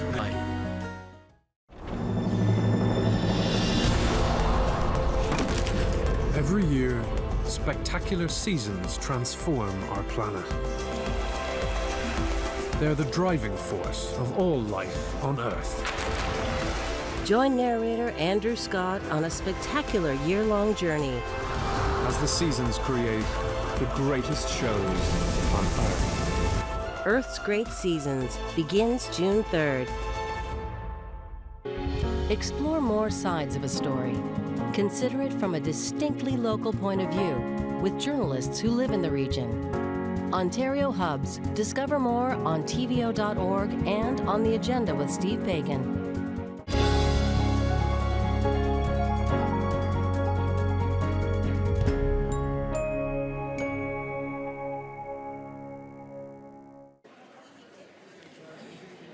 Okay, continuing our coverage here at the Isabel Bader Theatre at Victoria University on the downtown campus of the University of Toronto. I'm Steve Paikin. We hope you enjoyed the debate, and now we're going to give you some post-debate post-mortem. With us now for their reaction to the Toronto mayoral debate, Let's welcome Jennifer Keesmaat, former chief planner for the City of Toronto, one-time mayoral candidate herself, now a partner at Marquee Developments. Sabine Matheson, founder of Strategy Corp's Municipal Practice Group. Sabrina Maddow, political columnist for the National Post, and Alicia Hashem, City Hall reporter with the Toronto Star. We normally don't have an audience in the studio for the agenda, but since we do here, I'm tempted to ask you all to give them a round of applause too. Okay, good. Good stuff. Okay, you've been through this before, so naturally I want to start with you. You've been on a debate stage. You know what they've been through. How'd they do? I actually think they did really well. And the first thing I'll say is that it's a lot harder than it looks. It's really tough to be up there, and I think all of them did extremely well. I think there's some highlights, definitely. The trick in a debate is getting people off their talking notes. You know, I heard a lot tonight that you can read on a website, you've seen it tweeted before, you've heard it in a conversation before, and that's not really the interesting parts. I think the moments, you know, the repetitive bits, you know, Mitzie Hunter was pretty repetitive. She's costed a budget. There was the repetitive bits, the jabs at Chow about raising taxes. That wasn't really the interesting part. It's not informative. It doesn't actually really enable people to weigh the options and the character of these different candidates. And I think when they really got into the meat of it, you started to see some of the personalities on stage, which gives you a sense of how they really work together, as opposed to actually just, you know, hearing hearsay about how they work together or the talking notes that they have. So I would say overall, I think there's some pretty good tidbits for us to extract from that debate. I think we have 6 extremely capable candidates. Whether or not they have a great track record or not is something we should litigate in the next hour. But I think that, you know, that was I'm comparing it to what I watch on American television, and that was a pretty damn good conversation that just took place. Sabine, your view. Yeah, I used to do debate coach prep for candidates of all sorts, and what you try and do is you get them ready to do a series of almost like 30-second commercials or 60-second commercials, because one way of playing for a debate is risk mitigation. You get your key messages out, you don't get pushed off. What's really fun is when you actually see them, a bit of spark, a bit of a sense of humor. Because the role of the mayor, it isn't like the role of the premier or anybody in a Westminster system. It really is, a horseshoe with the strong mayor powers notwithstanding. It's a place where people have to work together, and so I think it's right. Like they managed to disagree without being disagreeable to a very large measure. A few sparks here and there, but I thought it was pretty good. And it was also pretty good to see a group of people who actually looked kind of like what you'd see if you got on a TTC subway car. Like it was, diversity, yay, and it should be taken for granted, but you can't take it for granted. So that was nice. Sabrina. I agree. It was wonderful to see some of the personalities come out and even some of the bickering back and forth, because when voters look at who they're going to elect, they look at 2 things. Yes, there's the policies and the platforms, and do you agree with those? But beyond that, is this politician, is this candidate lying to me? What are they going to do when there are challenges or unexpected crises? Like, what is their character? And here we actually got to see a glimpse of that, I think perhaps really for the first time. And we got to see the candidates beyond, again, what's just on their websites. And I know I walked away feeling like I knew them better and who I would trust more to follow through on some of these critical issues that were raised. And I'm sure a lot of viewers felt the same. Alicia. This feels kind of like being on a hockey panel, like analyzing what just happened. But I've watched maybe 4 or 5 debates so far. So you are hearing the same things repeated over and over, and maybe some of the stories kind of lose their passion when you're hearing them, friends in basements, all of those things. But I think people who aren't following it very closely are not really looking for the sort of streams of policy things that maybe you only understand if you're like following housing very closely. They're looking to connect with people, like Sabrina talked about trust. They're looking to see who represents them. We've heard, I think, most powerfully, the personal stories of the candidates, I think, come across really well in these debates. We have people who immigrated here. We have people who grew up in low-income families, people who have different experiences that represent the people of Toronto in a way that we don't often see on these stages. And I think that is what's really coming across in these kinds of debates. Sabrina, I want to follow up on something you just said, because you said character emerges when you see a good interchange of ideas like this. Build on that, if you would, a little bit. What character emerged here that connected with you? I think you see someone has some fight in them, that passion, if they really care about the issue beyond the talking points. And I think when you saw some of those battles between Josh or Brad or Mark, you really saw, even if you agree or disagree with their respective policies, that they're really in it, they believe it, they're standing behind what they're talking about. Whereas I felt with some of the other personal anecdotes, like Olivia seemed to have one for everything. And, you know, she's gesturing wildly, but the conviction for me just wasn't there. It rang hollow. She says she understands people, but does she really when you talk about engagement with voters? She's been in politics a long time. If she was that good at engaging people, she would have been elected by now. So I think that was what I took away from it. Sabine, as a person who's used to coach this kind of stuff, do those kinds of personal anecdotes work? Do you coach your candidates to do that? Well, it's not do they work or don't they work, it's can you tell a story? And you know, they always work really well if you can lift it off the page. If it feels like something that came out of a key message book, then the answer is no, it doesn't work. I thought a moment of character that showed through. I thought Ana Bailão a couple of times smiled, you know, when she was in a good scrap, and you could sort of imagine her being the sort of person who you could have an argument with and not hate her afterwards. And I thought that was kind of nice. You might have your own judgments about some of the others, but you know, but I think overall it was a nice debate, and what a relief after, you know, the turkeys that you see coming up from CNN or that kind of thing, right? It was nice. It felt good. What kind of character emerged for you? Well, one of the things that really stood out, I'm not sure if this is a characteristic or trait, but one of the things that really popped out to me, which I could identify with, both having a track record and also being on a stage where you have this very awkward dynamic of sometimes knowing too much. And there were three people on that stage that really know a lot. And in some ways that can be a liability. Who were the three? The three are Ana Bailão, Josh Matlow, and Brad Bradford. So it's very easy to say things that resonate, that sound like they're the kinds of things that people want to hear. But, you know, getting affordable housing built is incredibly challenging in this city. And you've got some people on that stage who've been in the trenches, who've actually passed some really significant milestones.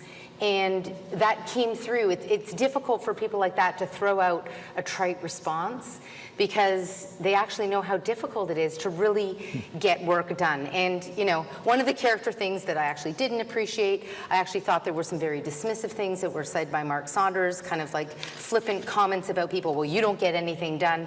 And I actually think that was disrespectful to some of the people on that stage who have worked incredibly hard for this city and have gotten a tremendous amount of work done, so I'll say that. And we should correct the record here. Olivia Chow has been elected multiple times in this city as an elected official and has a pretty phenomenal track record as well as a previous councillor, whether we want to talk about breakfast programs for children or policies related to affordable housing and rent protection. She actually has a depth of a portfolio as well, and unfortunately I don't think that necessarily came out because she focused a lot on anecdotes. Well, I would say then where is the affordable housing and the rent protection? Well, she hasn't, there are two things, and you know, my goal here isn't just to, because I think you can say that to every single candidate on that stage. You can definitely say that to Ana, who was the deputy mayor of housing in a period where we really didn't get a lot of housing built, but I would argue that we got a lot of the components set up for the next mayor to succeed. And I think Mayor Tory was just on the cusp of being able to roll over some pretty significant initiatives that did take about 6 years to get queued up for delivery because these things aren't easy. But you can say that, you know, Bradford's been on council, Josh Matlow's been on council and has been approving applications. So you've kind of, if you're going to litigate people's records, you've kind of got to litigate the people who've really got a record. And I think, you know, each one of them has been on council and diving a little bit deeper into what they actually did. You know, that's actually a worthwhile thing to do rather than just scratching the surface. But to the character piece, what really came through to me is that when you have really been in the trenches day out, day in, day out, you've read 50 pages reports on the definition of affordable housing and how it's inconsistent with CMHC's definition of affordable housing and how that screws up all the funding programs. It makes it really hard to say something flippant on stage. It does make it really hard. And I actually saw that coming out in some of the candidates that have been in the trenches. They couldn't say the feel-good flippant things in the same way because it's hard to do that because you actually know. You know, and I'll wrap this up, but I think that also came through. Good grief, consult on bike lanes. Does anyone in this room have any idea how much consultation we do on bike lanes? So that's a really good example of how Saunders just hasn't been in the trenches and quite frankly has no idea how much consultation we do years and years of consultation on bike lanes before we pilot them. So that was a comment that just showed a lack of time in the trenches. Sabine. Yeah, and you know, I think the other problem here is I don't know how many of you had to tell your child that there is no Easter Bunny, like it's not fun, right? And imagine if you had to get elected by your child after you told them that there was no Easter Bunny. And I think the problem that we have here is that there are still a number of Easter Bunnies that are hopping around the stage with regard to the fiscal situation of the city. And I don't mean to be the one to tell you if you haven't been reading the reports, but you know, the whole things in mirror are closer than they appear. And Peter Wallace told us in 2018, the city manager, who was the old city manager, that the fiscal crunch was coming. And we all sort of said, well, maybe it won't. And there was a report published in March by EY that basically pegged the number at 46 billion over 10 years as being our shortfall. And the biggest chunk of that is deferred capital. And so the truth of the matter is that Peter was right a few years ago. We've been pushing off what we could push off. But you know, when we talk about having $1 billion shortfall or $1.5 billion shortfall, that's the least of our worries, because the things in the mirror are closer than they appear, and the fiscal crunch that's coming is quite enormous. And so, you know, you talk about them. You know, knowing how do you communicate what you need to communicate honestly in an election and win? And that is a real problem that our democracy faces right now. And like whoever wins, we need them to be very successful because we're going to be coming into a very difficult time. And I wish all of, like whoever it is, and all of them very well, because we are going to need them to perform better than we've ever had anyone perform before. Because of the fiscal imbalance, that it basically makes all municipalities fundamentally unsustainable to greater or lesser degrees. And Toronto's in the worst situation because it has the most complicated mix and most expensive mix of services relative to the revenue tools that it has. And really what you were seeing was a whole lot of people trying to dance around that without really talking about it, because if you did, you'd be the person saying, I hate to tell you this, but we're really good at enumerating all the things we need, and the next few years is going to be about what can we take away. And I hate to have to say that, but that's the truth of the matter. And you know, if there was a weak point in the debate, I'm not going to fault people trying to get elected for not talking like that. I mean, I'm just sitting here saying, you know, this is the way it is. But that was the weakness of the debate. Well, let me pick up on that. Alicia, did you hear enough truth-telling tonight? You know, you asked about voter engagement as one of the questions, and I just, you know, they keep saying this line, the math doesn't add up, the math is fictional, the math doesn't make sense. And like, let me tell you, I've read all these platforms, and I am frustrated by the math not making sense for all of them, right? They're not having an honest conversation. There's this sort of gap between affordability, nobody, you know, we're all struggling with cost of living stuff, just everything is expensive. And we also have this $1.5 billion hole. There's a more dire report that looks like just numbers you can't even fathom in your head about the amount of stuff that we have to pay for over the next 20 years that we have not funded. Like if you look at the list of things that aren't funded yet, stunned to learn about all the things that we talk about doing that actually have no funding plan behind them. So it is very frustrating for, I think, a regular person watching these debates to go, okay, we can't afford it, but also we have all these things we want to do and nobody wants to cut anything. And we keep talking about, Mark Saunders has talked about finding efficiencies, which is something we have often tried to do and failed because efficiencies can't be found in children's breakfast programs or after school programming or violence prevention programs.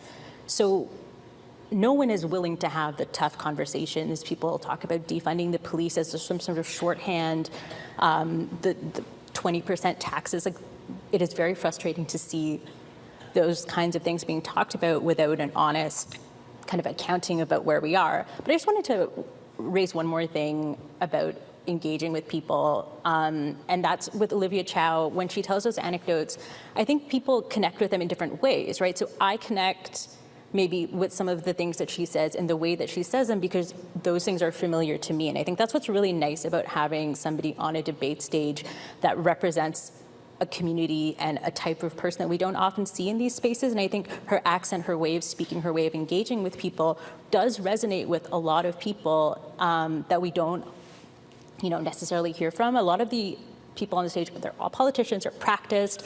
Saunders has done many press conferences in his time too.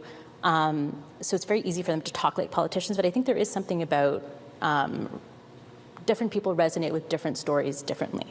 Well, let's focus on that for a second because, you're all quite right. You can get absolutely bamboozled by I've got a plan for this and I've got a plan for that and here's my cost of this and I think very often, Sabine, you'd probably confirm this, very often people watch and they just want to get a vibe. Do I trust this person? Does this person connect with me? Olivia Chow, Sabrina, hasn't run for anything in almost 10 years. Did she look on her game tonight, or did she look rusty in your view, or somewhere in between? In my view, rusty, but I would say that for me, she never was someone that really connected with myself as a voter. And obviously when she ran for mayor before and she did not get elected, she didn't connect with a lot of voters then. I was listening for stories about housing affordability, and she was speaking to my demographic in that I am a renter. I'm a millennial that's been locked out of affordable home ownership.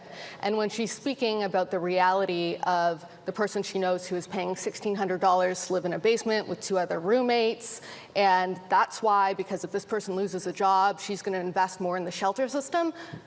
Well, no, we can't just keep building shelter spaces for people. What young people don't want is to go live in shelters or even in government-owned housing. Like, the government can't pick up the garbage off the street. We want to live in government-owned apartments.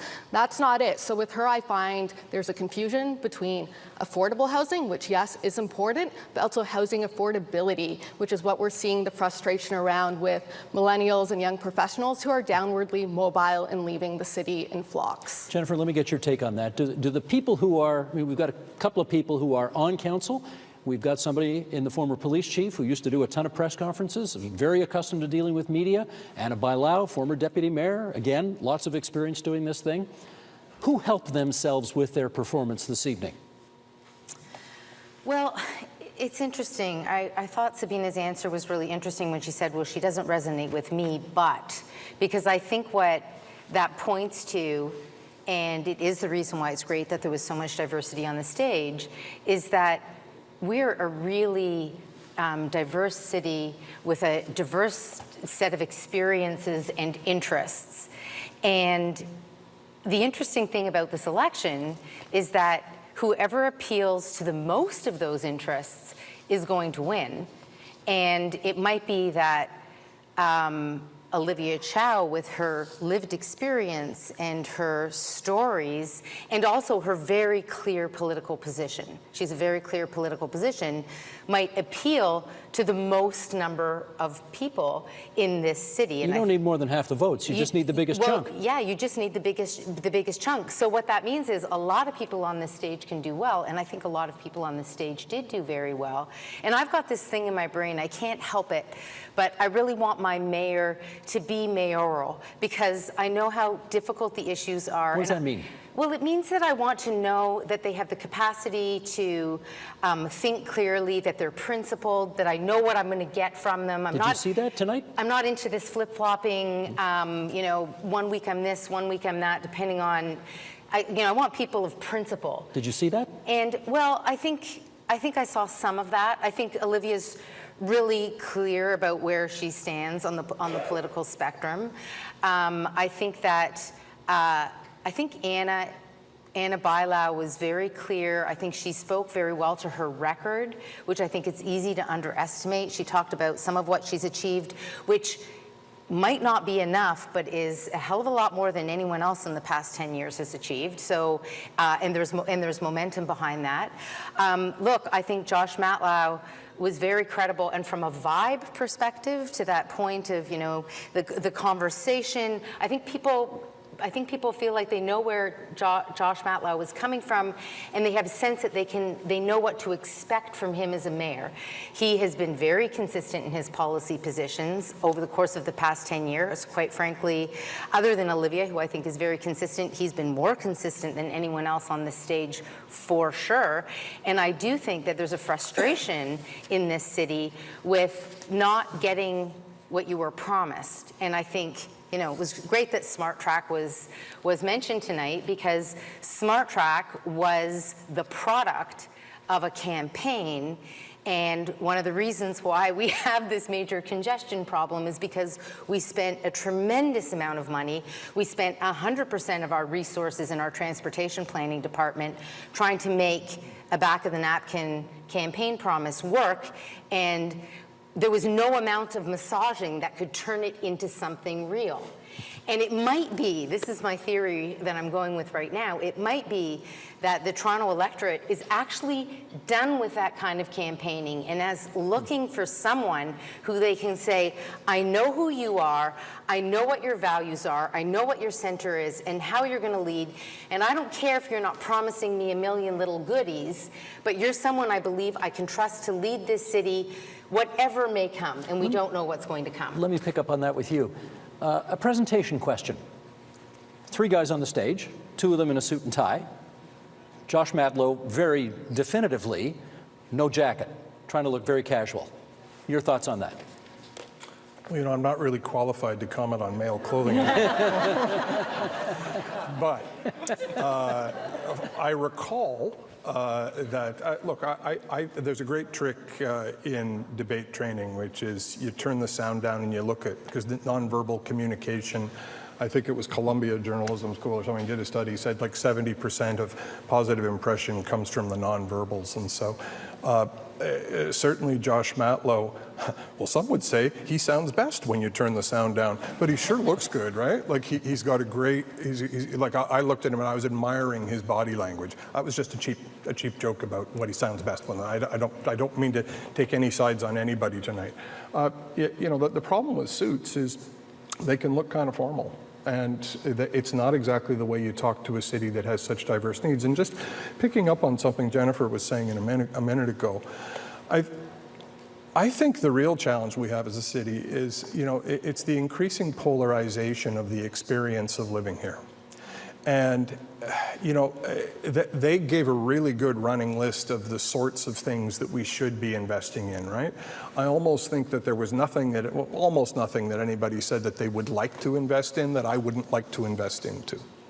And that it's really easy to run the list of things that we need. But just to, you know, to come back to my theme of being the bucket of cold water on the finance side, if we were really getting people who were telling us what we needed to know, we wouldn't, like, it's going to be about how we constrain our spending, but we do that every year, but it could be worse than ever. It's going to be about assets that we have to sell. Nobody wants to sell them, but we're likely to have to sell them. It's going to be about raising taxes. Yes, it's going to be about raising taxes. Nobody wants to raise taxes. We're going to have to raise taxes. They're all going to raise taxes. Oh, yeah, but not most of them say they're going to raise it a heck of a lot more than they think they are, right? Because you go up 6% this year, you haven't even covered off inflation. And property taxes aren't like income taxes. They don't rise with the economy, right? So when we had our big tax increase this year, it didn't even cover off the actual depreciation of the city's spending. And I didn't even mention then going after the feds for the things that they ought to pay for that they don't, the things that the province probably ought to pay for that they don't, plus, coming up with a kind of a new fiscal deal. Because the truth is we haven't really had a serious look at the allocation of spending responsibility versus revenue for a long time. And like the last comprehensive look was 2007, 2008, and it expired in 2018. And those things aren't meant to last forever. And the last time they would have looked at it, they would have had no idea what the TTC really needed on the capital side now. It's not that when they did it, it was wrong. These deals have to be redone every 5 years, every 10 years, or they're stale. And so that's what we really need to be talking about. And, the reality that each of these people is going to face if they're elected is going to be having to address a whole series of fiscal impacts that none of us would enjoy having to be responsible for. Jennifer, quick follow-up? Well, just to pick up on that, I think it's worth asking the question, who on that stage portended that they are not going to raise taxes? Because they would fail the genuine test. Yeah. Well, even Saunders said he'd raise them to inflation. So but that's nothing. That's just pretending erosion. That's actually status quo. That doesn't get us over the problem that we have. But I do think that's actually a really good litmus test on the authenticity of a leader, and there's a few on that stage. Their names should probably be said, who are pretending that taxes are the evil. Like, this to me is such a 2014 political strategy. Run that you won't raise taxes. It's a decade later. The city is falling apart, and you're still running on not raising taxes when we have the lowest taxes in the GTA in the city of Toronto. I think that's a really good test of authenticity. Go through each one of these candidates, who's playing a really cheap game and not being genuine about how they're going to approach governing in the city, because any one of them that knows anything knows they're going to be overseeing a very large tax increase. Let me try this. There seem to be two kinds of candidates. There are those who are pledging to be able to get along with the Premier of the province, and there are those who are pledging not to. What does the city need right now? Sabrina, in your view? The city does need someone who can ultimately cooperate with the Premier. They have a very close relationship, the Mayor and a Premier, and Toronto's the economic center of the province. Ultimately, you need someone who is going to be able to negotiate, have that back and forth, stand up for the city when it's important, but also be able to cooperate. And I want to touch on what we were just talking about here. I do think there's a lack of reality in how we're discussing the fiscal issues right now. We heard a lot of Christmas wish lists up there, very expensive Christmas wish lists, and not a lot of talking about when that credit card bill comes due a month later. There's a lot of nice to haves, but I want to hear more, what are the must haves when the reality is no one's going to be able to pay for everything they're promising in their platform. Yeah. And when we're talking about getting value for money, well, part of that value is looking at things that perhaps have been paid for a long time, but aren't as relevant anymore or just aren't working, and we haven't heard any discussion around that. Alicia, I do want to go back to this issue, though, of, some of us in this room remember that when Mel Lastman was the mayor of the megacity, when he wanted something, he'd raise holy hell, and he'd usually get it. John Tory's approach was to go a very different way, was to try to get along with the Premier as much as he could. You saw the different approaches on the stage tonight. What stood out? I think that you have people who are trying to, everyone wants to do both, right? They want to work with the Premier. They also want to stand up for Toronto. And I think this is a weird election, obviously, for many reasons, but it's a very contradictory one in some ways, because people were very happy to elect John Tory last year. Barely any time has gone by.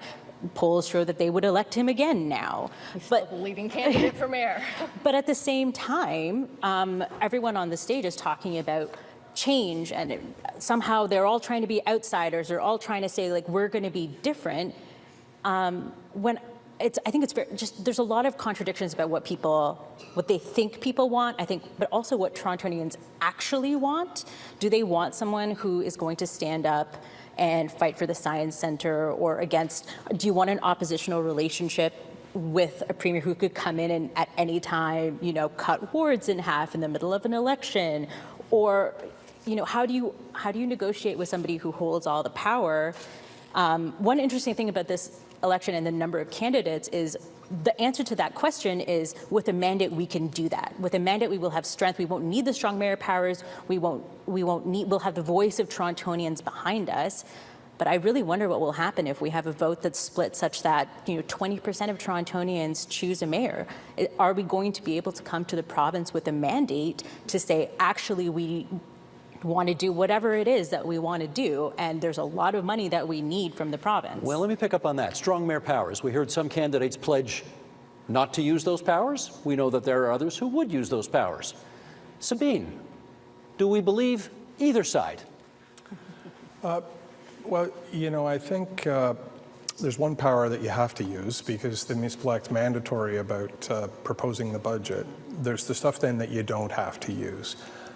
What I've been advising mayors I know and love is, for heaven's sake, try to not use them. And if you do have to use them to enforce council's broader policy wishes, as opposed to using them just to jam through your own thing as if you're a kind of provincial occupying army in the city you're operating. And the reason I think that is because if you, there's a big difference between when council in the better of its angels says, this is our housing policy, but when it comes to putting stuff in my ward, don't you dare. And so I think that would be an okay time to enforce a council-approved strategy when they're trying to weasel out of it when it comes to actually doing something that by policy rights ought to happen. But if it's about imposing something from the province that the city really doesn't want, I don't think that's a great space to be in, because I think it undermines the relationship between the mayor and the people, between the mayor and the council, and then it also has the potential to undermine between the mayor and the staff as well. So I don't love the powers.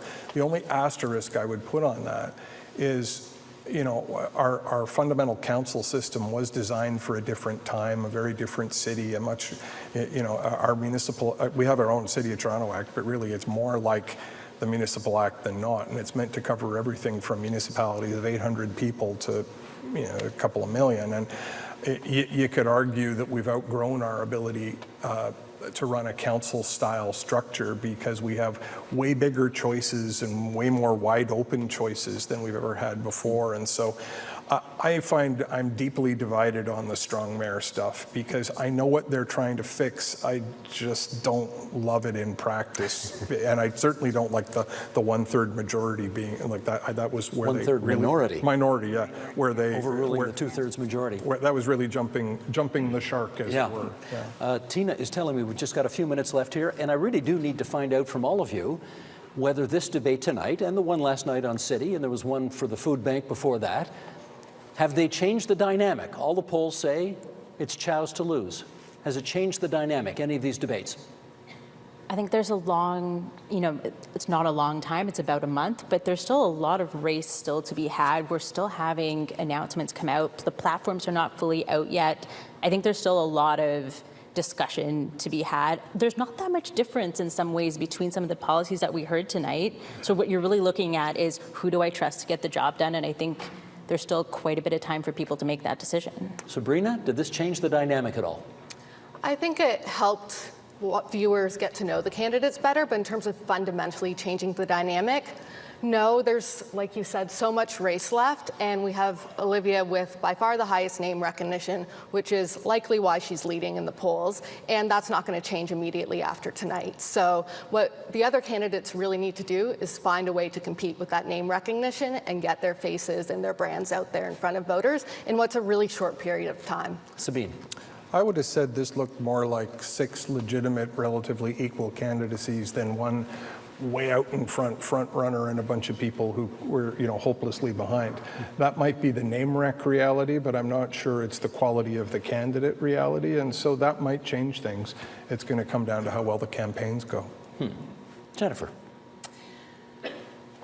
I think that this did enable people getting to know the candidates a little better, and mostly for the unscripted moments.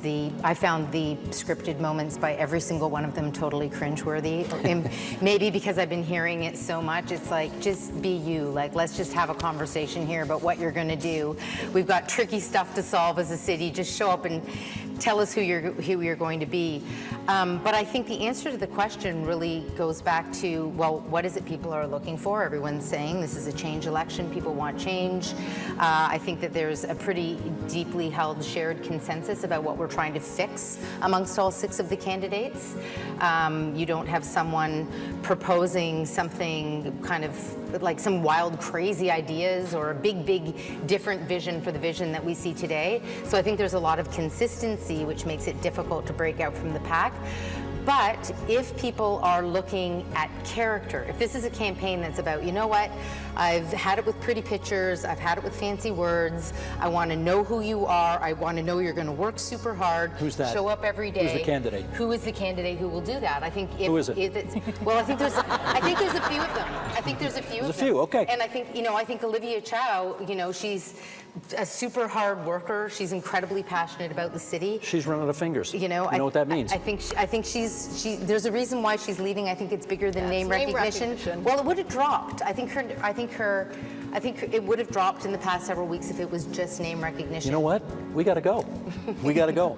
But I do want to thank you for coming here tonight. Applause, applause. That's great.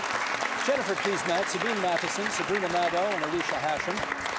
I got to do some fast thank you here's. I really want to thank everybody for coming tonight. I want to thank Mark Ford, who's the technical whiz who puts all this together. Our director, the great Osmondo, Sheldon Osmond. You hear me talk to him sometimes. Sandra Gionas produced this whole thing tonight, and she did it brilliantly. Well done. Really, we only got 5 seconds left. Thank you and good night. See ya.